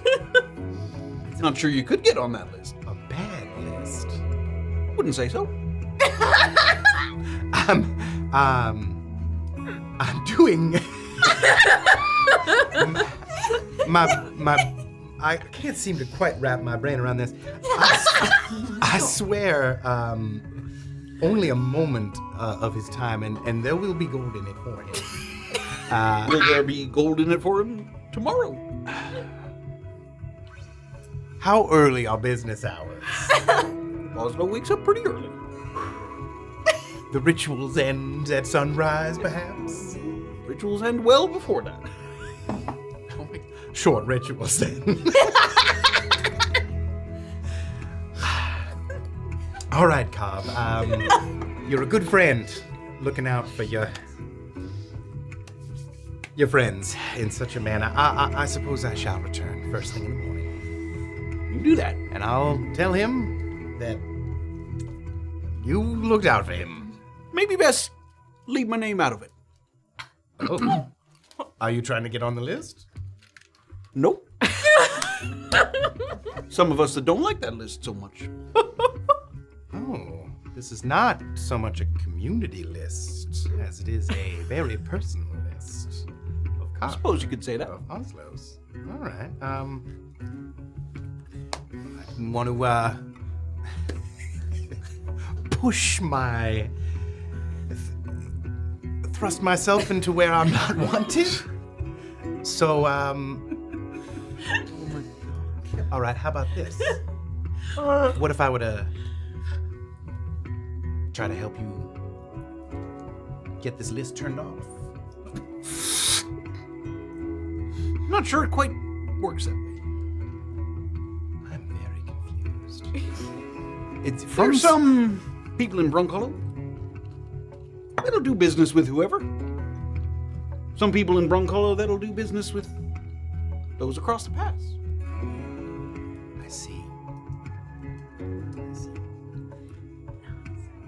Well, and from where we are right here, can you kind of, obviously you can't see every tent, but can you kind of get a glance of where? It's like in between kind of a wooded area. I mean, there's a lot of tents. Yeah. I mean, there's like at least like, Yeah. even estimating is hard. Like there's 100 or more tents. Like there's quite a few. It's a pretty decent sized community. Okay. All right. We like Oslo just fine. We just prefer that he keep his clientele local, if you know what I mean. I do. Well, for future reference, which tent is his? He points over back? to it. It's like Ooh, okay. 3 rows down. Yeah, he just All right. does. He doesn't. Is it on the edges, maybe? Not like on the edges. Okay. Give me a perception check as you sort of look over to where he's pointing there. Okay. It's a little difficult to see at this time. 17. Nothing in particular.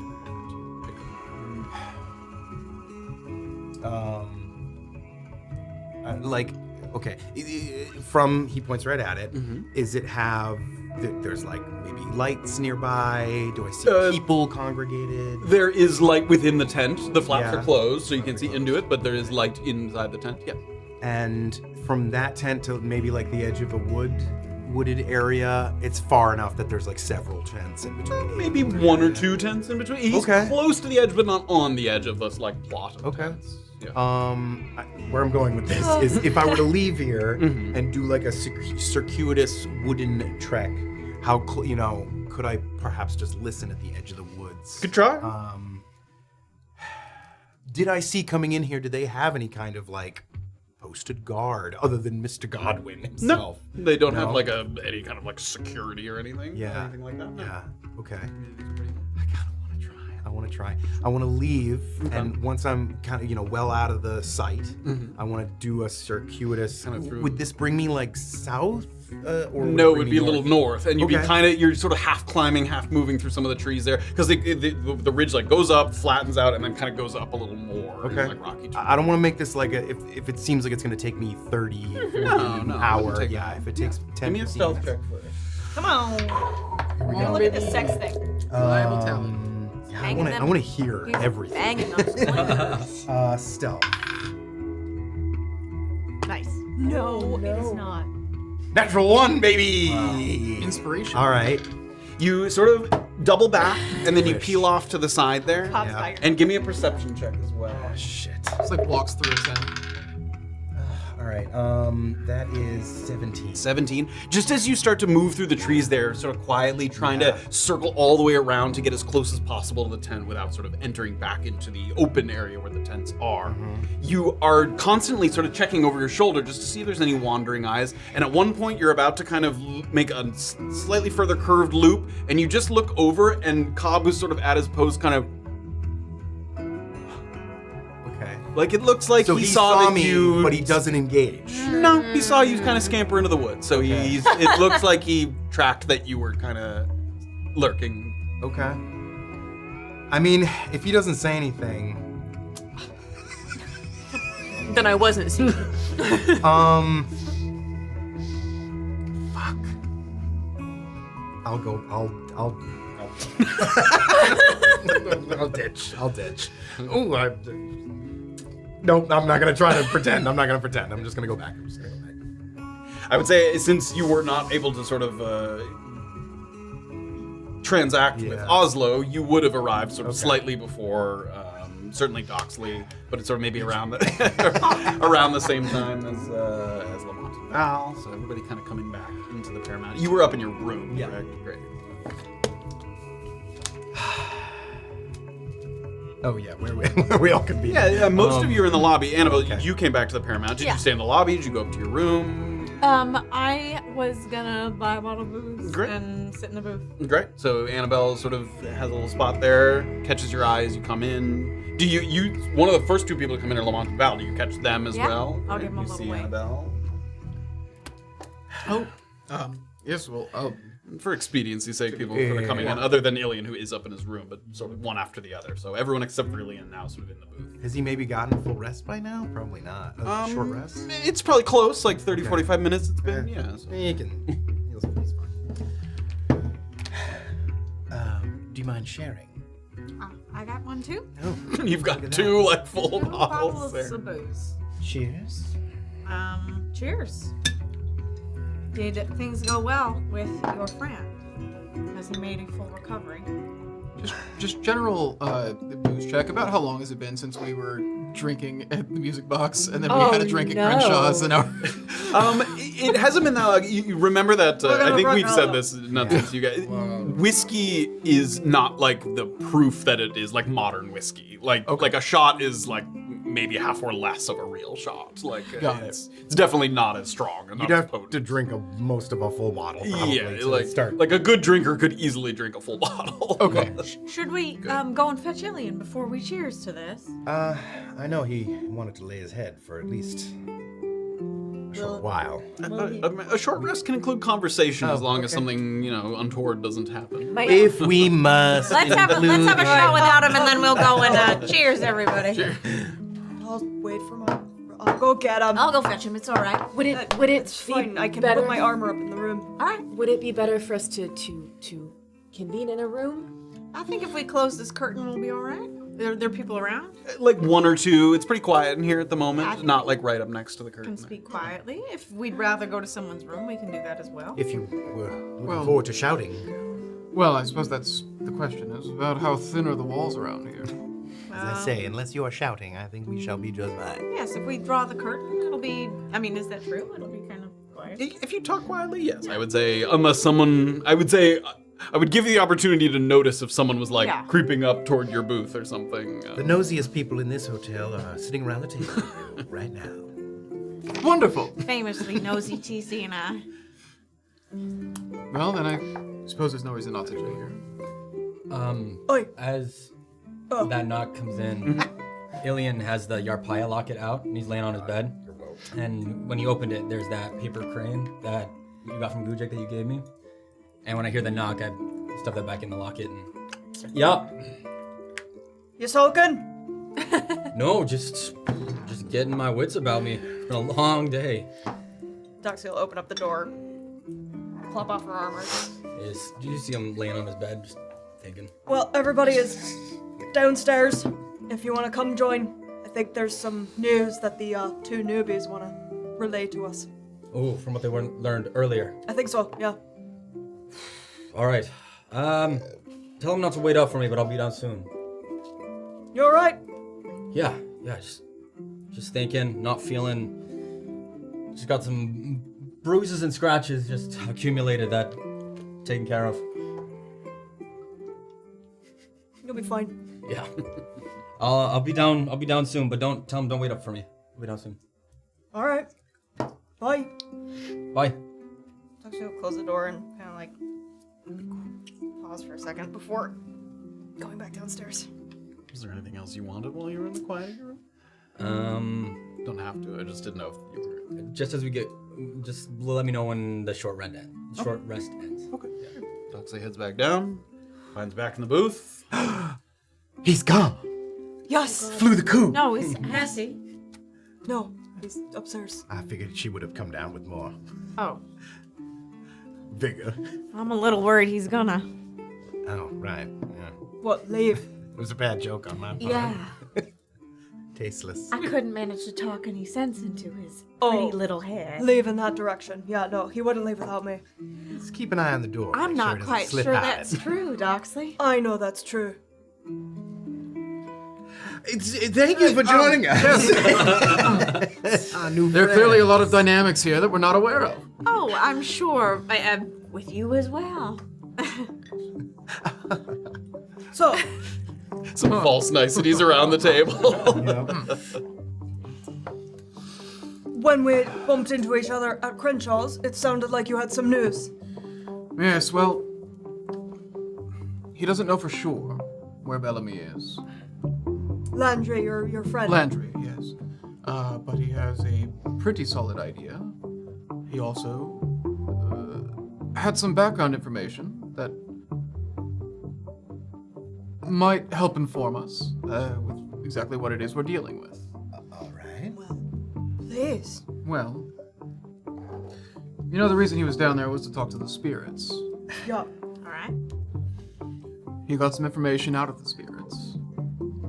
Apparently, roughly 39 years ago, something happened that ended with Bellamy having the gift of resurrection. What? Doesn't sound like a gift to me. Yes, it was. It was what he said described as as a gift. Was it? That's it directly correct. described as a gift? Yes, it was something. Yes, That doesn't mean it is, but that's what he said. He said both a gift and a curse. Sure. That sounds more like it to me. yes. Would it like occur to me that the hag literally said like I'm gonna give you a gift? I think she did say that. Yeah. she did. Right. Did you I say? was just gonna clog that. Go for it. So he can just croak and then just pop right back up. Well, That would explain how you killed him and he came back, right? It would. 39 years ago. 39 years ago. well, it's very likely that this would be the first time it had happened. As you can imagine, if he had died out there Side of the cusp. and resurrected, Yes. it would have invited a lot of questions. Invited a swift act of a cleric. Yes. All right. And so where is he now? Well, there's apparently an old temple that Bellamy was aware of called Clarity. Some Nothing. You guys have never heard of Nothing. It's some ways. A temple. It's An offshoot of the church or something monastery. older than that? a monastery. Yes. He doesn't have an exact location, but he says that it's in an area called the Pink Plains or Pink Prairie. Pink Prairie. Pink Prairie. Does that mean anything to either of you? Any of you? Certainly not something we've come across in the downwheel No, in our but travels. But Certainly there are people who. Oh, God damn it. I think Kenzo left out some bananas I know, and they've yeah. just been fucking everywhere. Flies. Sorry. Don't let him get in your way. One more Kenzel, like, We'll get him. Well, never you mind. Apologies. I'm easily distracted these days. Okay. There are people that we could ask about the Pink Prairies. I'm sure that if that's a common enough name, and then it could be findable. We know some people at the Merc Hall that we could ask. That's good. Do you know even which direction this is? Off to the northwest? Northwest, yes. Off to the northwest. It's supposed to be some distance. Okay. It's not going to be a quick trip. And I'm sorry, what evidence is there that he is there? Is this something that he alluded to or something that your friend overheard? Well, as you can imagine, Bellamy was rather unkind in his attitude towards the cusp, Brunkhollow, all those sorts of things. But apparently he multiple times said that were he ever to find himself around here, he would head to Clarity. Which seemed cryptic at first, but Landry looked into it, and apparently Clarity is the name of a monastery that used to be around here. It's a better lead than what we had. So We knew this he is was an by a river. abandoned monastery. This isn't an active monastery. As far as we're aware, yes. Abandoned, but possibly re-inhabited. Who knows? Nobody's talked about it in a very long time. You look awful concerned, Val.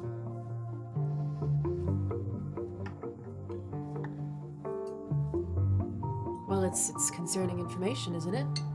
Indeed. I just wonder. Don't be too far from your microphone. I just wonder why. Specifically, you're concerned. There could be any number of reasons to be concerned. Trip that dangerous into the downwield. The monastery itself. I'm just wondering your flavor of concern. Candidly, we're offering up a lot of information.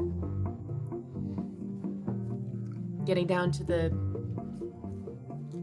heart of it, we can't make that trip alone. Wouldn't recommend it. The downwield sucks.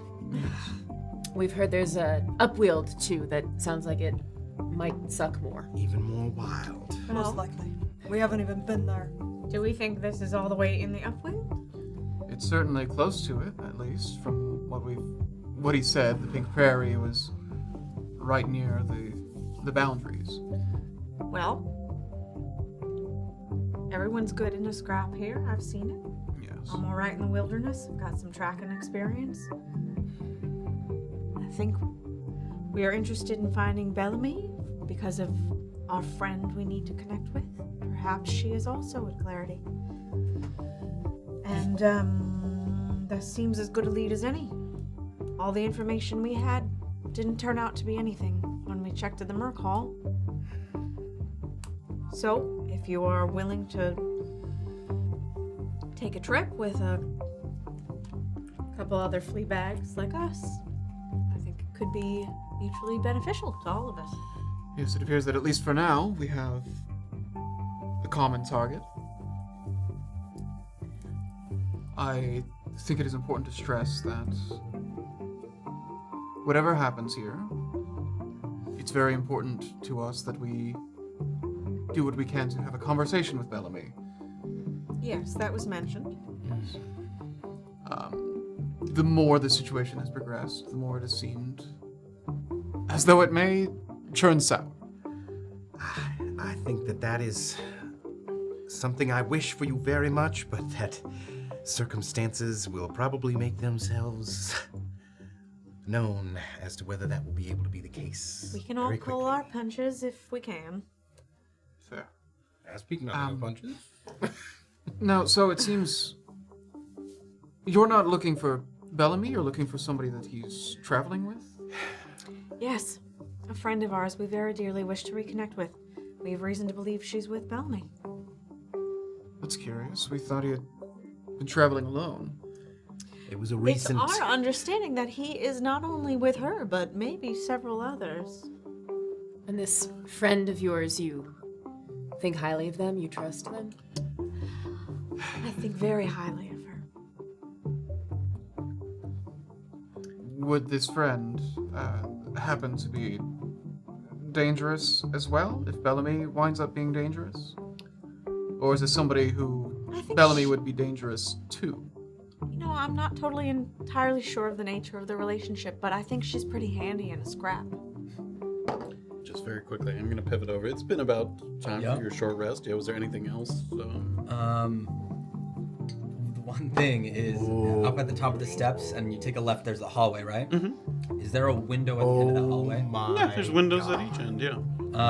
I was gonna grab my cookbook and the origami crane, put them on Doxley's pillow.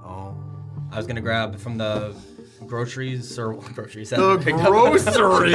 Good as gold groceries.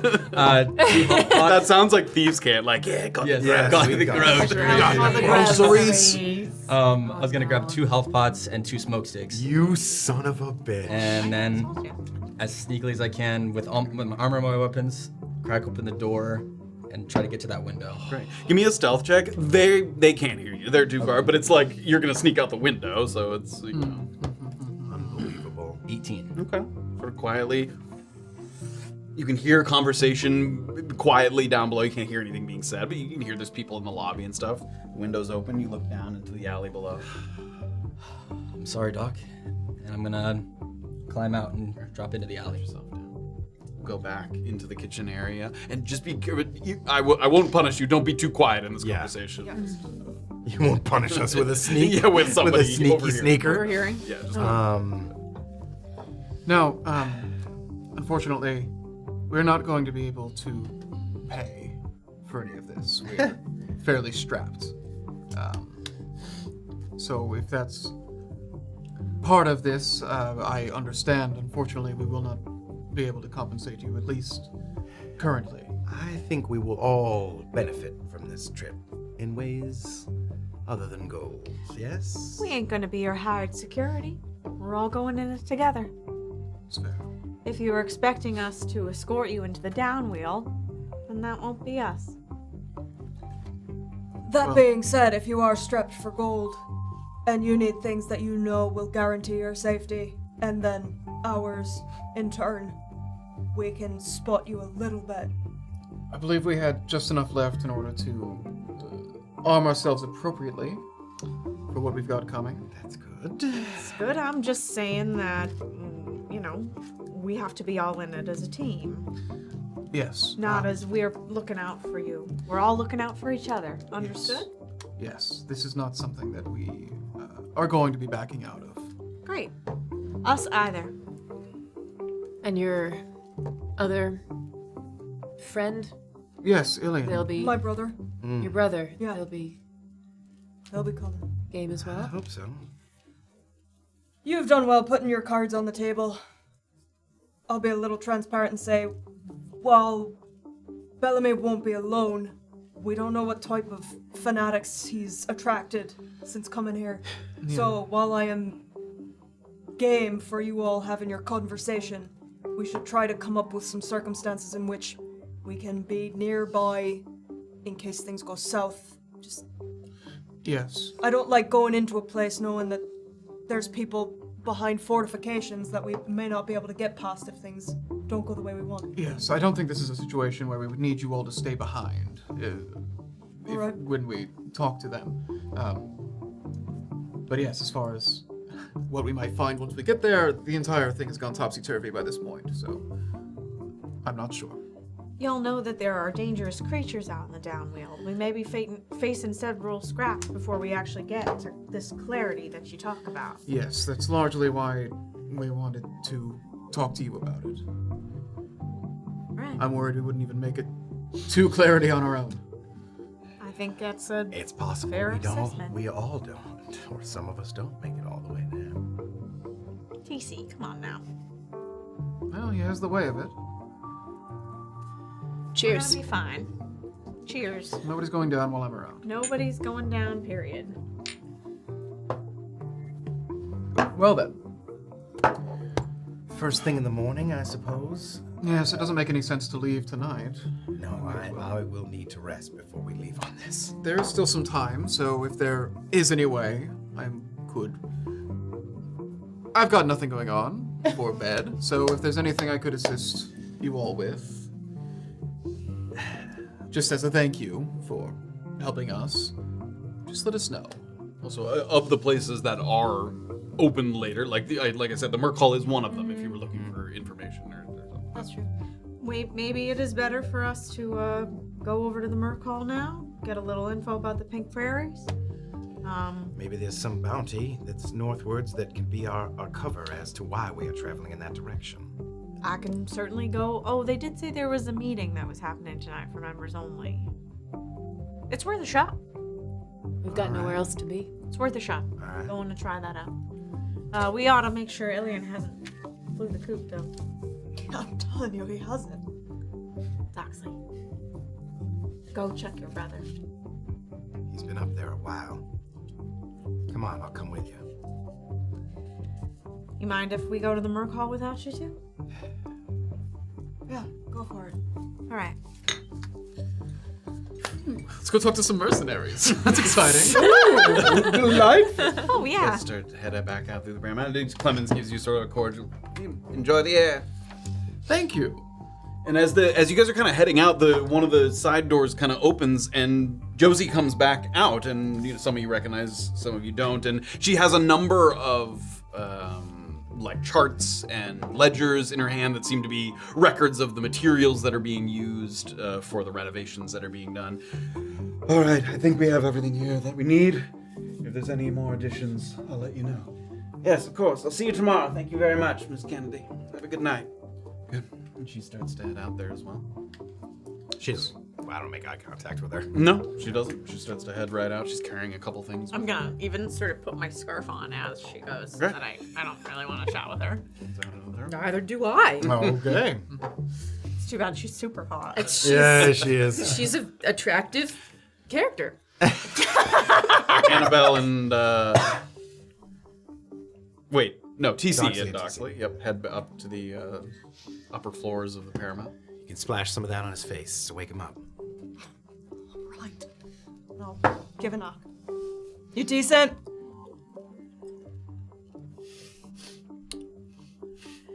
Illien. Come on, Doxley. And I'm gonna. Is it locked? You have a separate room from Doxley, or do you guys share? No, it? we Okay, I was just gonna say because you would have locked it, but it, and you couldn't get your key.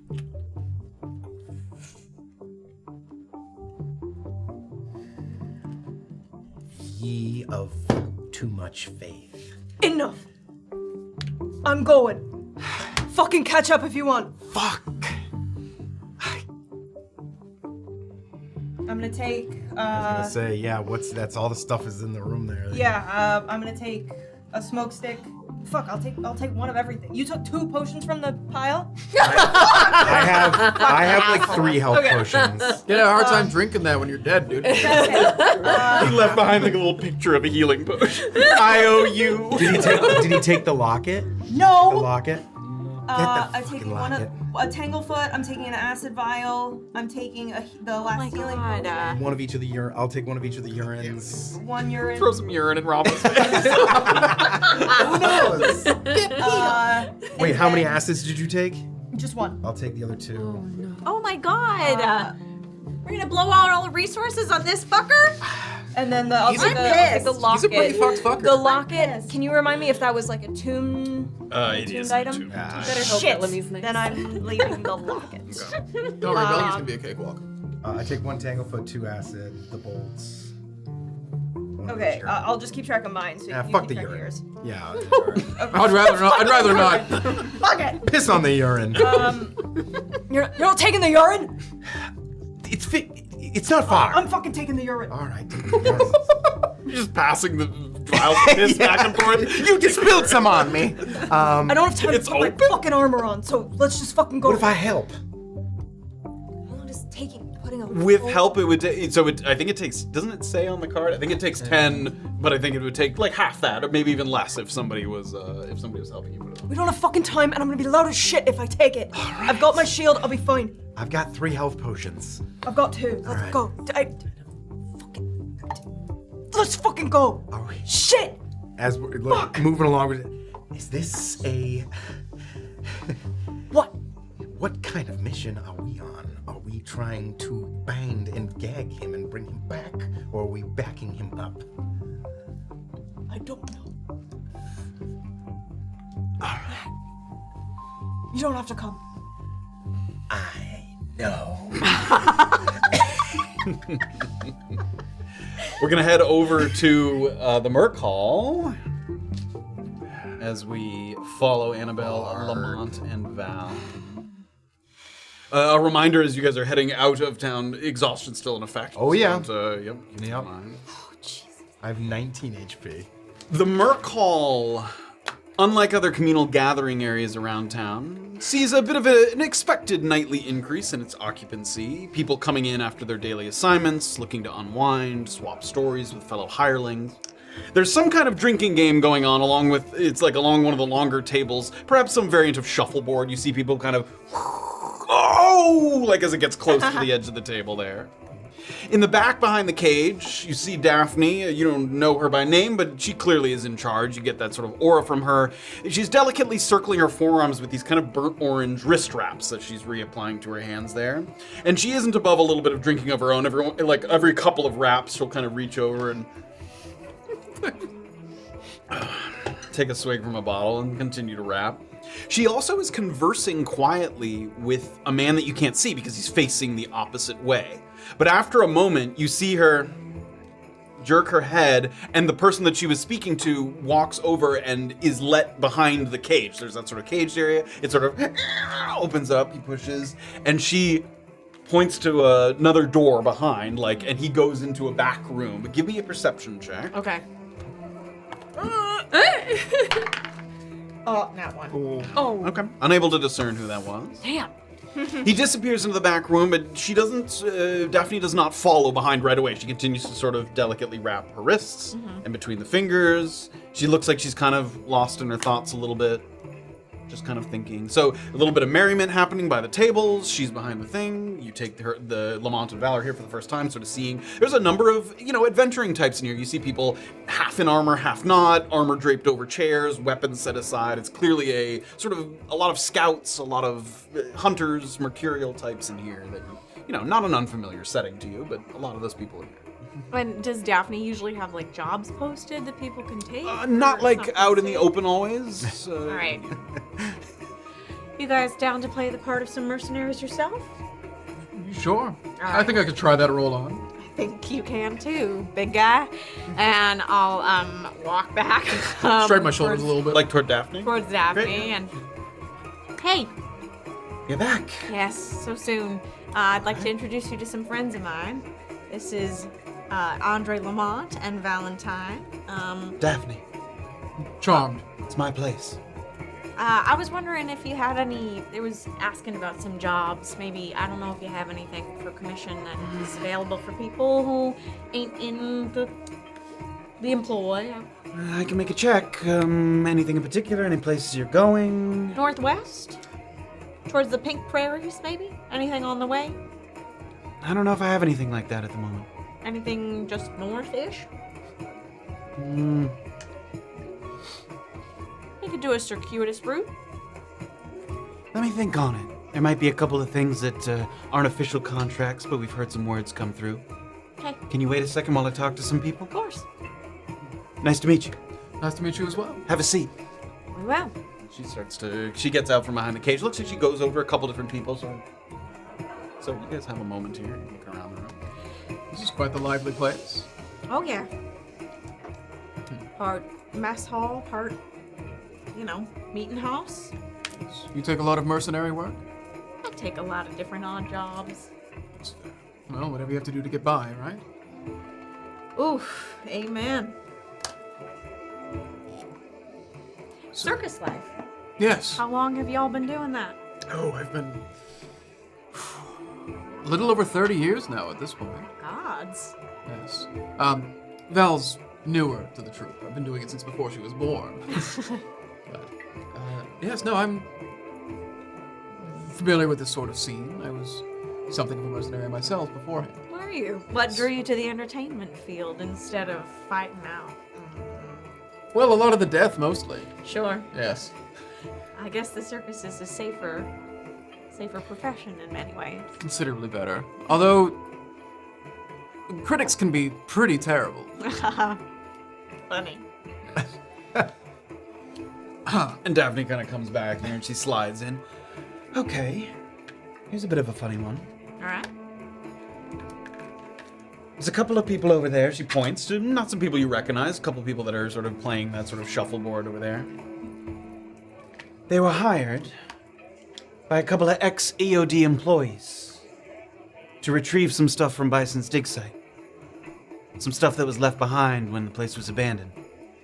Now, they were hired by a couple of other people, and those other people were looking for some security escorts. They were worried that they might meet something in the downwield, and they just wanted to make sure that they had some extra set of hands. Now, they've already taken the job, but just for some added security, they're willing to take on some extra hands if you want it. Maybe. All right. Anything else? And that's all that I got up in that direction at the moment. Would they just need to be escorted to the dig site, or would they also need to be escorted back? No, there's a little stretch between here and Pocket Ace's Pass. You know where that is? No. I know inside. where it is. All right. Yeah. Well, it's not that far from here. They just wanted to make sure nothing happens between there and here. Okay, we might be able to do that. I can go and chat with them, I guess. If you want. Okay, thanks. Appreciate it, Dad. Anything else you need? We're just looking for more info about exactly where we might go to the Pink Prairies.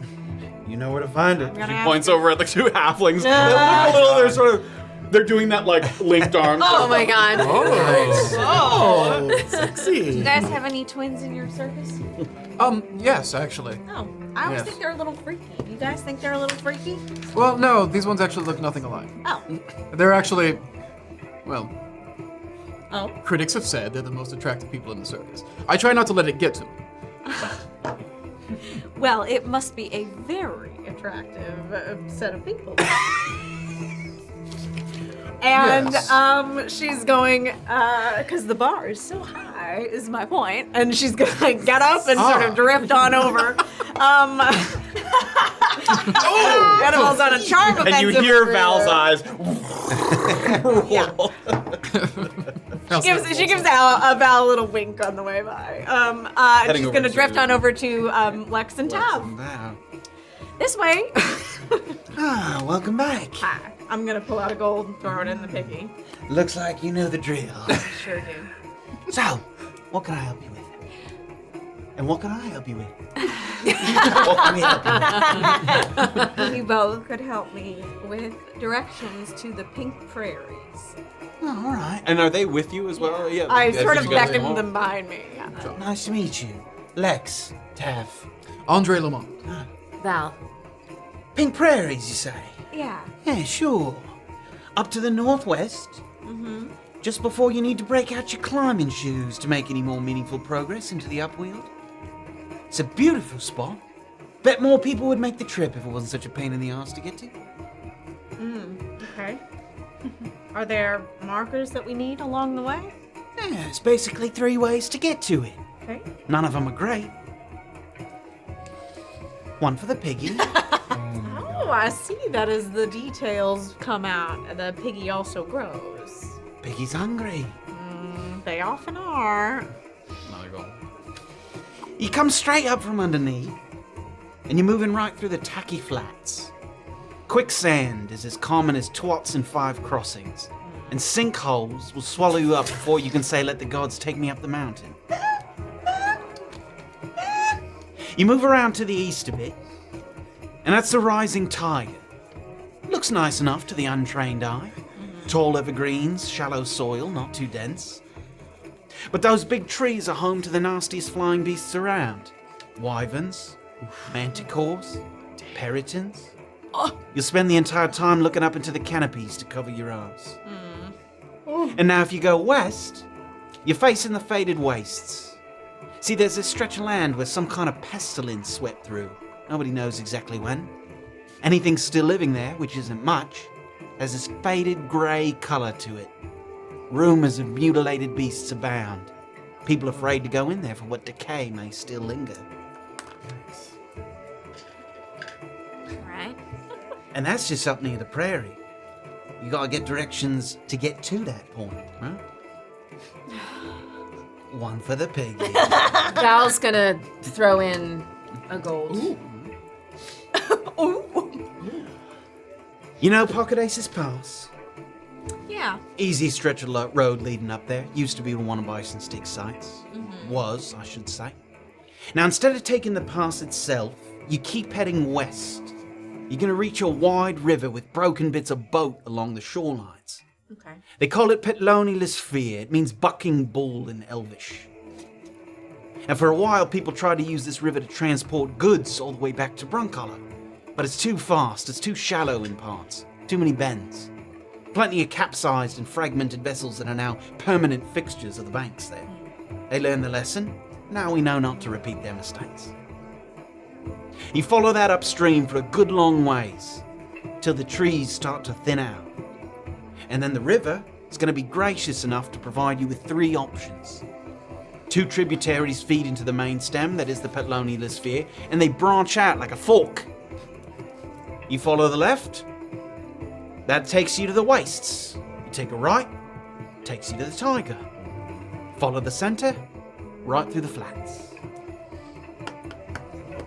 Whatever route you choose, you keep checking on the mountains in the distance. Make sure they're always straight ahead. That way you know you're facing north. You eventually get spat out into the Pink Prairie. Of course, all this advice is mostly academic. I don't recommend the journey to anyone, really. The beauty, it ain't worth it. If you was gonna go, which route would you take? I would take not the faded wastes. Okay. Alright. It's helpful. Appreciate it, Lexan Tav. Anything else for the piggy? Yes, actually. No. Let me. My turn. Do I clock Val's look right there? Are you hiding I it? look absolutely horrified. Yeah, it looks a little sort of. Okay. Yeah, I'll drop one in. Now, you said there's a cliff face right there. That's right past the Pink Prairie. Right after the Pink Prairie, terrain starts to go up pretty dramatically, yeah. Now, if we end up having to go up those cliffs, what might we find ourselves in? Probably right on the border of the upwheels. Some mountains. Is there anything in particular to look out for there? Or? I haven't been up there, to be honest. You know anybody who has? Not around here. Alright. Appreciate it. Anything else, guys? I think that's everything that might end up being relevant to us. Okay. Good luck. Thank you. Go back to their old game they're playing. The kissing game. Making out with each other. Wait, are they twins? Are they brothers? They were doing like the. Okay, all right. Sometimes they kiss. Okay. Tongue and twins. So. Oh God. Call it kissing twins.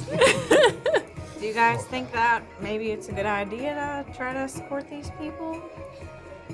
Well, my main concern is just. Well, Maybe so we would you take could them use the money. part way. Well, We could certainly use the money, but You gotta we're on get a wagon back, I suppose. Get a wagon back from the. Oh, well, maybe. You don't need to. You're planning on settling right here, right after then. After you. Well, no, talk we'll need to. Bellamy? We'll need to head back at first. So then you will need a wagon back. That's fair. Yes, we'll have to pay for passage. Well, Anyway, just thinking.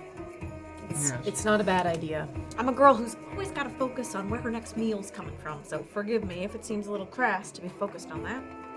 But no, that's fair. It's just. Well, so, how much would they take us off the path towards the big prairie? sounds like if they're going up towards Pocket Ace's Pass, then that's sort of in our direction. And then we don't need to bring them back here. They would be able to. Let's find out if they're amenable to us just escorting them out and not coming back. All right. Maybe the answer's no, but if you're interested in at least chatting with them, then I say let's ask. Right? Why not? Okay.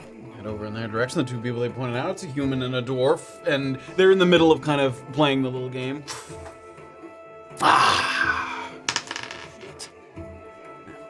Hey. You looking to cycle in? No, not at all. Well, it looks fun.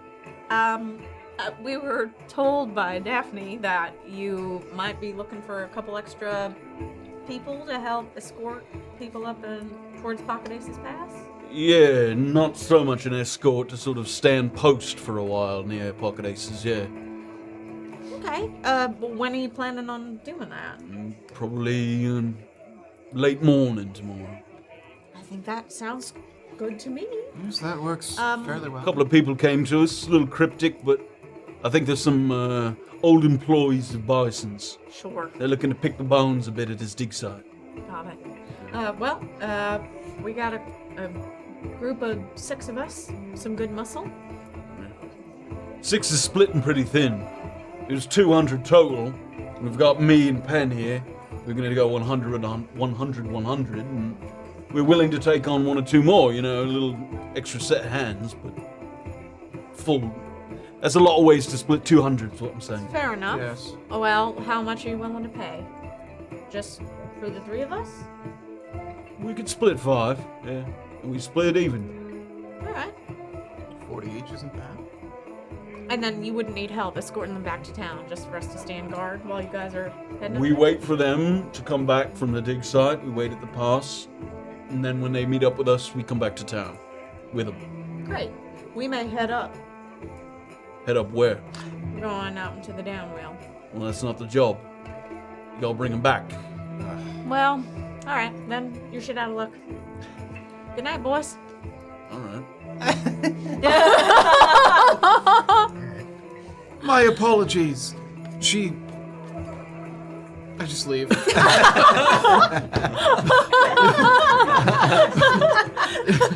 Sorry, I thought the hard sound might work, but You do the walk away and you're like, I might have overplayed my hand. We'll find gold some other way. Yes, that's fair. Maybe there'll be some out in the downwheel. I assume we don't want to head back to town. We're on a time crunch. Yes, I think if we have to make the trip out there, then come back and then leave again. No, yeah, that wouldn't. It's going to be It's going to be a fairly long trip. Great. But it was a good idea. Thank you. Yes. No problem. you guys start to head out of the Merc Hall there, back in with ideas of sort of meeting up and possibly imparting some of this information here. As you exit town, Sorry, real quick. Yeah. Can I stop him? I use my mind powers. My leather armor, like my previous leather armor, without it being fitted for Doxley, is that something that she could put on just to give her a little extra? Yeah, well enough. Like it's a little uncomfortable, but it would gives you like 1 AC. You know, it's 11 plus dex. Yeah, so extra plus shield. Yep. So I snatched that on the way out of the room or whatever. Because that you can just kind of pull over your head. Yeah. Illien, I'm assuming you are indeed exiting town. I am. He just went to the bar. You step back out into Detention Pass, and it's kind of like a moment when you were a kid and you were about to do something that you knew would be grounds for rebuke later at the hands of your parents. Yeah. A little voice in the back of your head saying kind of, weren't you just here? You were just sort of heading out in this direction. Is it really a good idea to be coming back out here again?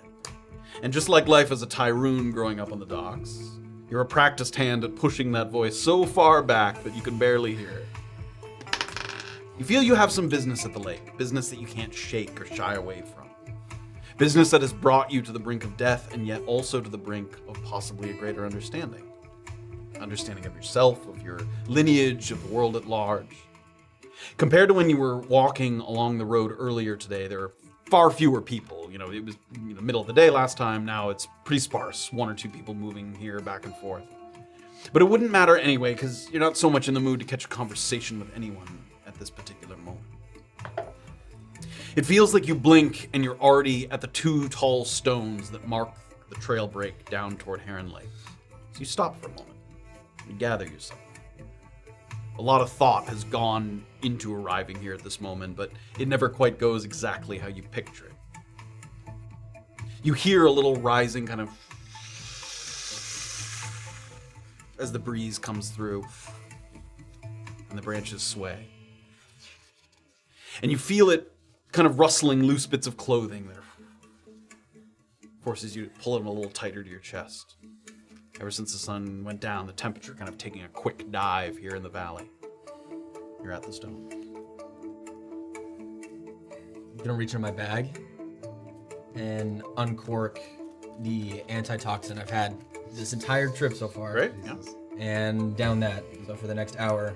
Advantage on poison-related saving throws. Yep. And then steel myself and continue on. No other thoughts.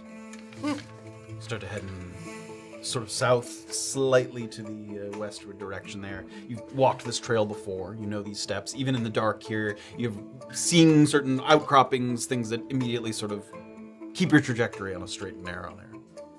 Winding back, we get to the edge of Detention Pass where Doxley is in the middle of like pulling that set of armor over, and you're out right here, and you can see the long Detention Pass trail that runs almost perfectly straight from here to Little Hollow. You guys are here on the track, walking along. Healing surge. Really quickly, okay, a couple quick questions. Was Illien's armor in our hotel room? Did you take it with you? Sorry, say again. Are you wearing your armor? Oh, I'm wearing my armor. Yeah. Okay, So you took it with him? Okay, Doxley would have also grabbed her javelins, her dagger, her shield, and Illien's longbow. Sure. She's just grabbing it all. Yeah. Cool. I want to break every single one of his fucking toes so he can't fucking get up and walk out on me one more fucking time. Sounds great. I will help you. I'm gonna shove his head so far up his ass that he doesn't even know which way is up and which way is down. How about some kind of like a chastity belt, but for your feet? You get it. You see Doxley like battling rage and also the weirdest sense of humor ever, which Walking by is like, leg irons, they have those. Right. That's what I meant. No, I'm gonna put his feet in wet fucking cement so that he's just stuck in one little part of a street and all he can do is just watch people walk by. That's what I'm gonna fucking do to him. Make him into one of his statues that he loves so much. There you go. That's what I'm gonna fucking do. You guys get up to the sort of, you can roll your... not bad. Roll your healing surge. And do you want to spend more than one? I only have one. You just got the one. Oof. It's alright, I got healing potions. You guys get up to the sort of double, tall, rectangular stone cairns there. Doxley, you look down into the ground, and you can't know for certain because there's so many footprints here, but there's, 2 sets of footprints that veer off to the south there, and without knowing for certain, you just have that feeling sort of in your gut that those footprints belong to someone close to you. If we're as far behind him as I worry that we are, I think we should keep our distance at first to just see what we can see, and if he needs us to intervene, I will be ready to intervene. I promise you. Fine. have the longbow out. Everybody give me, the 3 of you give me perception check.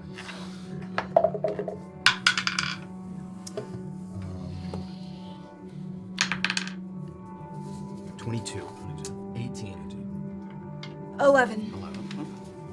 As you guys are moving through the valley here in a southward direction, you're separated by a decent, bit, not too much. You didn't leave that much further after him, and you guys were probably moving a little quicker, sort of knowing that you were attempting to catch up. But even with the distance between you, all of you sort of, even those in town as well, there's like a flash of light that lights up the sky, like a lightning bolt lighting up the sky. There's just a sudden kind of flicker, flash, and all of you kind of wait for the rumble of thunder that follows a flash like that. But it doesn't come. In the distance, What are you doing? TC, you hear sort of something that at first you think it sounds like thunder, but it doesn't quite have that quality to it. It's like a rumbling, but a rumbling of stone, not of sky. Not animal, stone. Yeah, it doesn't sound organic. It sounds sort of material. Did you hear that? No, what? We're not close enough to the mountains, but like rocks shifting, something rumbling. Have there been earthquakes around here? And then moments after that, something happens that doesn't feel familiar at first, but then the more it goes on, the more it does feel familiar, which is that these winds start to come through. Fuck, TC. And people in town who are in town, all of a sudden these winds sweep through, and people, dirt kicking up in the cover. air. Fuck! Flags and banners and things flapping free in the breeze. People sort of ducking for cover. It's strong enough that like little buckets and things that are sort of fastened, like clunk, clunk, clunk, roll across the thoroughfare. Grab Doxley, grab one of the ropes from the climbing kit, and get to like the thickest tree in the nearby area, Sure. like swing it around and like bring it around both of us. Another like, strong kind of couple of gusts come through. Hold on. Fuck, TC. Illion's gonna grab It'll his pass. great sword in the mud, and then use that to just keep moving forward. It seems to get stronger and stronger, and the people in town, everybody has gone inside. Some people, as you guys are walking back from the Merc Hall in the direction sort of more toward the center of town, you can see the ripples of the Brunkhollow Creek sort of getting stronger and stronger, the breaks of the waves. There's a couple shutters on Maeve. You don't know this is Maeve's place. Annabel, you do. There's a couple shutters that are opening. You can see them like, and you see a hand kind of come out and sort of pull the shutters as tight as it possibly can. Another building where someone wasn't quite quick enough, one of the shutters comes free and sort of goes down the thoroughfare. Let's hurry back. Yeah, everybody's kind of ducking for cover.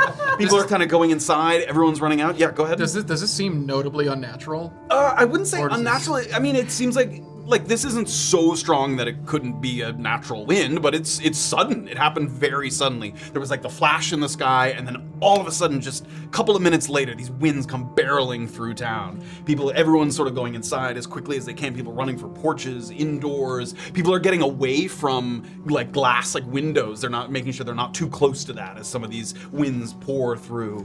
You guys with your rope sort of to the tree. One more sort of violent gust comes pouring through.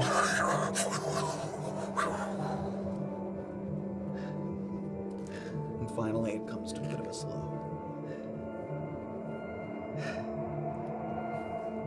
What forces are we fucking with out here? Sorry, I was holding on to you tight. Come on. Gather it up. Let's make sure he didn't blow into the creek or something. When you know that you're getting close, you approach with the same caution that you did before retrieving the key earlier today. Measured, calm, careful. It's darker now, and with the clearing and the lake as big as they are, your dark vision has only limited application. You can only see so far. The trees are getting farther and farther apart. The ground beneath your feet is getting softer. And if it was warmer out, you'd expect to see some of those birds gliding to and from, but the way the winds are blowing, you look out and you see none of them, and you're not surprised that they've either vacated earlier or they've sort of found somewhere to hide, ducking behind trees, stumps, bushes. Give me a perception check.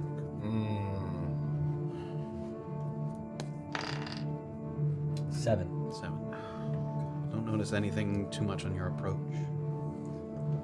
I reach into the bag, put my hand over Bison's key, pull it out just behind my back and just rubbing my thumb along it. And I move. My first thought is, if I don't see anything immediately, toward the water itself, like up maybe shin level. Okay. You start to approach the lake, and again, it's like the world is sort of unfurling forward because your dark vision sort of only reaches out to a certain extent. So you see features sort of come into view as you get closer and closer. There isn't too much of a moon. What's left up there is sort of ducking behind clouds, so it's quite dark out here in the moment. You start to see the edge of the lake come into vision. You can see it, so it must be 60-ish feet, and you're sort of breaking a little closer, a little closer, a little closer. And as you reveal maybe 20, 30 feet into the lake, so now you're maybe 30 feet from the bank, so you can see 30 feet beyond that into the sort of center of the lake itself. You see the silhouette of a man. A very lithe man who at first you think is standing along the edges of the lake, but what little moonlight there is reveals that the man is actually on the lake itself. And he's standing in a small rowboat that's sort of rocking. It looks like it's kind of rocking heavily but settling. It's like the winds kind of blew it, kind of knocked it back, and now it's slowly finding its center once more. And the person who's standing with their hands, two hands kind of behind their back, is standing in the boat, which is not easy to do. That can be, and it's sort of balancing back and forth, letting the waters rock back and forth. As soon as I see that, I'm gonna start pivoting to my left to try to just keep some distance, but still try to get where it feels safe, which is the water itself. And then if I'm able to hit the water without him saying anything. You do. You get up to the edge of the water. A hand on the key.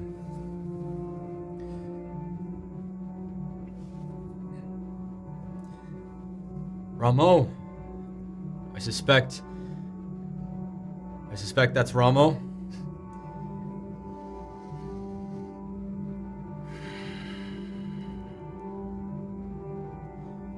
Before anything, things don't have to get crazy, Ramo. I have what you're searching for, and you have what I'm searching for. They don't have to get ugly, but I won't hold back if they have to. Have you read? He's sort of shouting a little bit. He's still 30 feet away from you, and he's on the water there. Have you read the writings of the elven conqueror Azurni Hefuni? Give me a history check. No reason. They have the passage in school. A 10. She said, if victory is certain, confront your adversaries on the fields of their greatest confidence, their greatest advantage. It is there that their spirits will break the hardest and the loudest, an undoing that will echo across the land. I'm not your adversary, Ramo. It's time for you to give me the last key. And it's time for us to go our separate ways. Ramo, you said you had no oaths to swear upon. But I know what you showed me. And I don't know what has happened since Piran and the docks and what seems to be your other life. But I know Yarpaya means something to you, and I'm gonna grab the locket out of my thing and pull it off. Or else you wouldn't have carved and killed a man that had this locket, this Yarpaya. At some point, this was worth killing over, something sacred to you. Where is that man? When I first spoke to you in the darkness, my intention was not for you to become my student. It was simply to show you how little you know. And to show you why I must do what I must do. And I think you want to give me the key. I think you want to see what I do with it. What I will find.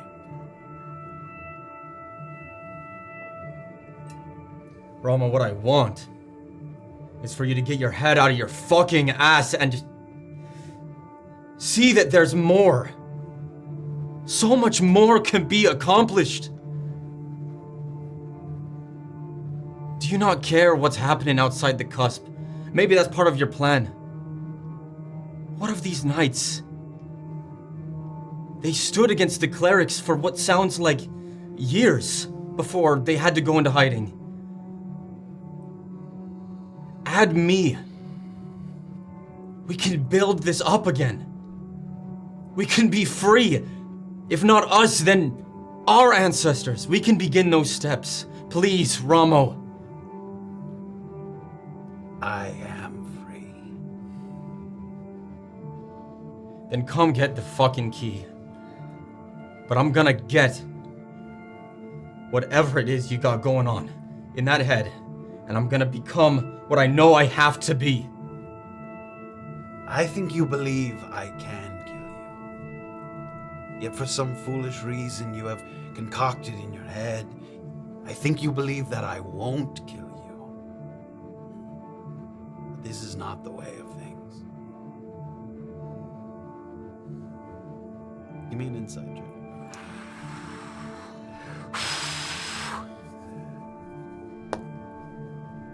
15.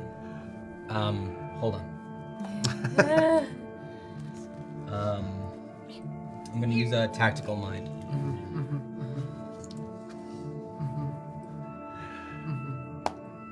22.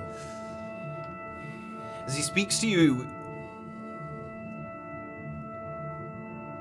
you get the sense that there is little bend in him. There is little mercy in him. However, he's also put himself at a distance here where you can't sort of see him fully.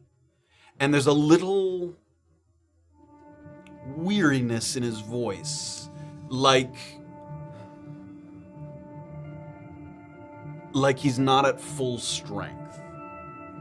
So while at a different time he might just fight you, right now he doesn't.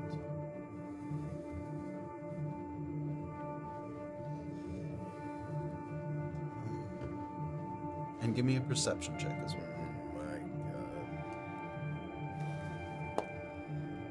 10.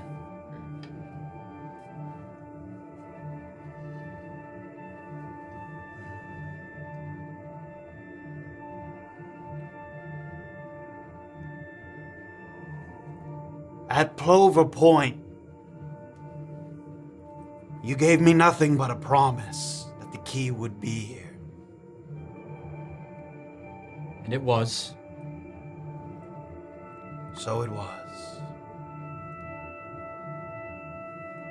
Well, now, you will give me the key and accept nothing but a promise in return. Oaths mean nothing to you. That's what I've learned. They mean something to you.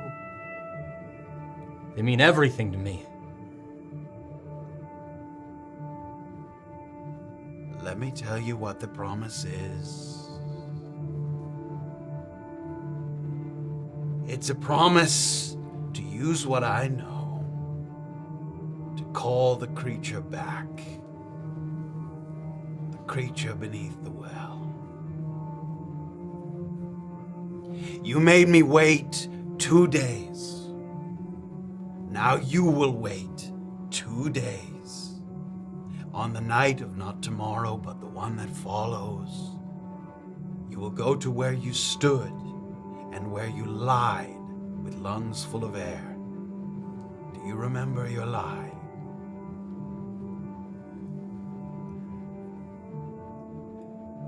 I remember begging, pleading that I could know what to do. Your lie was saying you were ready.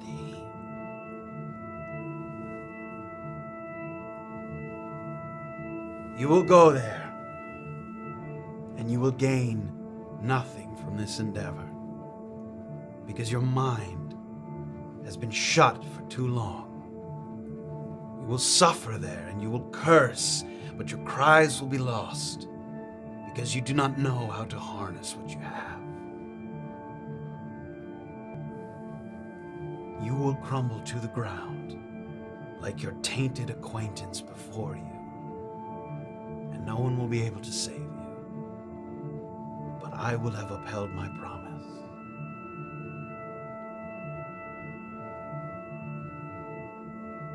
This is my final offer. It's my final offer before death becomes you and those around you. You have so many friends and family for me to kill Illien Tyrun. And you have just the one way to dispense retribution, and it is to kill me. Give me the key, and you have the promise. And he's gonna take the hand behind his back that has the key and show it. He's gonna take 10 steps back. As he's doing this is when you guys are like getting to the edge of the, like where the tree line starts to break and it starts, there's a sort of gap to the water. It's dark in here. I'm sitting my goggles on, like, Doxley, hold back, hold back. So you see him like holding out his hand. Stop. 10 steps back. Breathe. I drop the key. Breathe. Lands in the kind of sandy gravel there by the bank. I move back to where I was standing. It's all out there, Ramo. Now you're gonna have to get through me to get it. I'm not... No, I'm not. I'll go through everyone else first.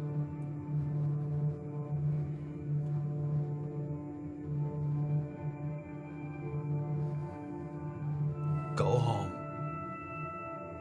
2 days. Then go and tell the lie again at the water's edge.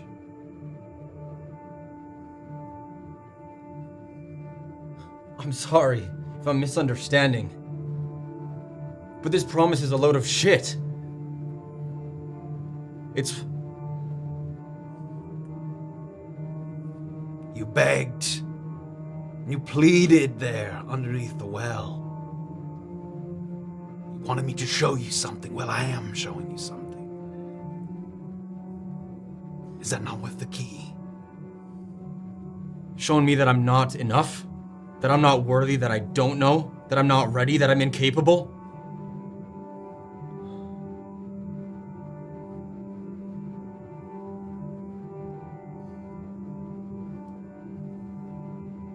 What do you want with this fucking key, Ramo? What does that statue get you? Turn around. Go back to town.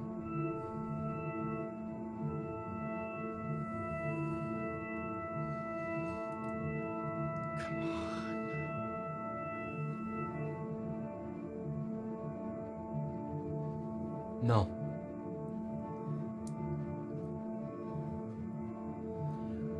For a boy who wants so badly to be a hero, You condemn the innocent with ease. If I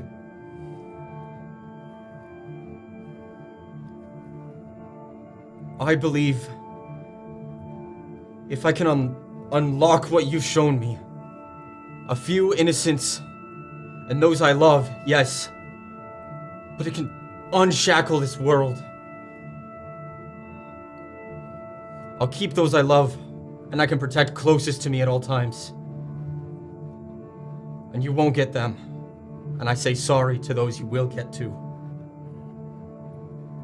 But I'm not giving up.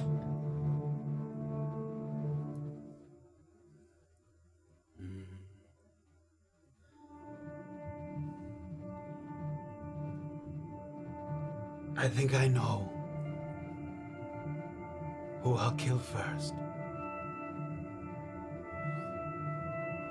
and a darkness cloud goes out across the lake there. And you hear like a... I sprint to the key.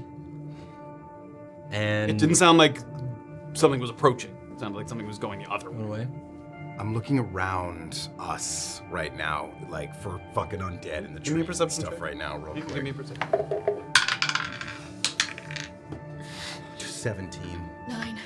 You're keeping a good eye. You don't see any creatures Okay. that anything out of the ordinary. Yeah. Okay. I grab the key, put it back in my bag, wait, and if I don't hear anything in the next 20 seconds, then I'm gonna start sprinting back toward Brunkhollow.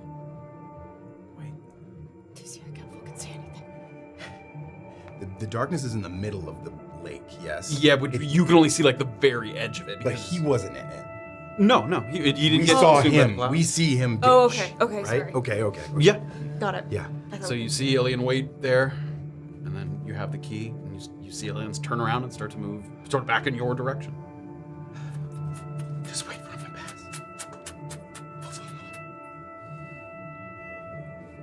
He gets up to kind of where you are. He doesn't see you right away. You're sort of in a couple little tree nooks, sort of looking out. If Give me a we perception were check. quiet, like would he go right by us? Maybe, yeah, depending on... 7. Yeah, he doesn't notice you. He goes right by. Are you running? You're sort of sprinting? Yeah. We could have him try to look around. I could also try to fucking steal the key off of him. Fuck is he doing? He's gonna get us all fucking killed, is what he's gonna do. I'm gonna wait here for like a few seconds. If you wanna follow him, I wanna see if he comes after him. He's heading back to town. He'll be fine. No, I mean fucking Ramo, if he's coming. I wanna have eyes on him. I'll follow your lead, TC. I'm gonna wait here for just a few minutes. Say after... How long do you want to wait? 10. After about 10 minutes, it starts to... The darkness fades, but we haven't heard, we haven't seen. If someone moved by, came by, it wasn't in this direction. It's pretty quiet out here. Okay. Other than the occasional... We head back to town, and we watch our backs double time. Quadruple. We weren't here.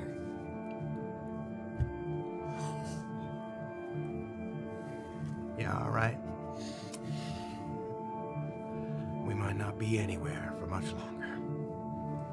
Fuck. And that's where we're going to end tonight. Oh, the reunion that you were waiting for. It has happened. What? So that went like as well as you were your hoping. dick away and take your supper. Your supper has been provided, and you You should go. eat it. Nummy, That feel good? Delicious supper. That feel good? Thank you for the supper, Daddy.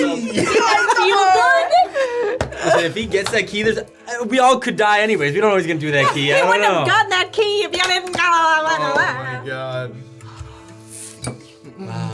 Incredible. And so we returned on the way back. You guys are Doxley and TC are like punching each other. Like, yeah.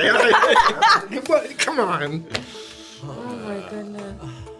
That's what we're gonna pick up next week, and we will sort of forward skip. Annabelle's gonna go to bed, and of course go off to her errand in the morning because Deirdre's not with us here next week. We'll miss you very sadly, but that is why Annabelle received a little message. Side quest? Yeah, a little side quest for A us. little Tony Award side quest. A little Tony Award-winning side. So we will miss you dearly, but we will pick up next week, and we will. Start the preparations, heading out Of our toward funerals? make your preparations. Yeah, your will and all those kinds of things, and then we will, I guess, chart a course. You guys can discuss which route you want to take. I think the third one, the undead sounded. The one that he said I would do. I feel like he was doing like a reverse psychology thing, right? Yeah. Like that's the one that I'm interested in. He wants to beat us there. That's the easy one. I think he wants us to die so we stop feeding the piggy. Yeah. It's the easy one so that when we get there, he can be sitting there like, Yeah. what do you need next? Exactly. I got a great advice. Exactly. The other two, the peril seems more known, but that, I mean, it's ambiguous. Wyverns. Could be anything. Could be just a Yeah. gray. Oh, I forgot. Oh, the tigers. Wyverns. Do we have any fire? Have we seen fire resistance? I have a stuff? potion of fire resistance. You do? Yeah. And you also have a potion buddy in town. I do have a potion buddy. But we don't have any gold left. That's true. You have all of your gold left. I have like 300, and I'm about to give like 150 or 200 to you. Oh, to me? You just spent like 2,000 gold. Yeah, but it's for the group. Okay. But like fire resistance, I mean. All right, is then for the it's group. for the group. Just don't spend it on bullshit for just easy. Yes, comrade. We will. Our potion. Our potion. That is where we'll pick things up. Hey, you didn't have to use any of the things you took from the room. Yeah, That's so it's exciting. good. It's Oh, good. good. So we Really went well even, resourced. I guess. Really Yeah, good. it's You're really just good. like, that went well. I'm down an anti-talk. We and didn't. I'll go grab that. We took one step forward and we took one step back, so now We're even. It's like I realized also Annabel was not even in town yet for the last time the winds came sweeping. Yeah, I was gonna ask that came actually. She sweeping wasn't. through. No, she was not. Wow. So yes. Now I too have gotten the wind. We've all been blown. We've all. Yeah. That's where we're gonna pick it up. Thank you guys so much for joining us. Wow, I'm sweating. Yeah. It was heating up in Brunkhollow, and we're thrilled to come back next week at the same time. Was there any Oh shout-outs yeah, to say? Lowbrow Sky did a bit, Orchid did 69 bits, Told by Smolder Yeah. did a bit, Chicken Pot Pie I drank resubscribed, from and then the Snappy lip, Cobra I don't resubscribed. Thank you. Find us in the thank Discord. you. We've got 2 more episodes before it's not more for the Soda, break. and then it's our vacation. Don't you forget about Cheers. that. Cheers, guys. Much love to everybody. Have a wonderful night. We'll see you next week. Bye. Bye, everybody. Bye.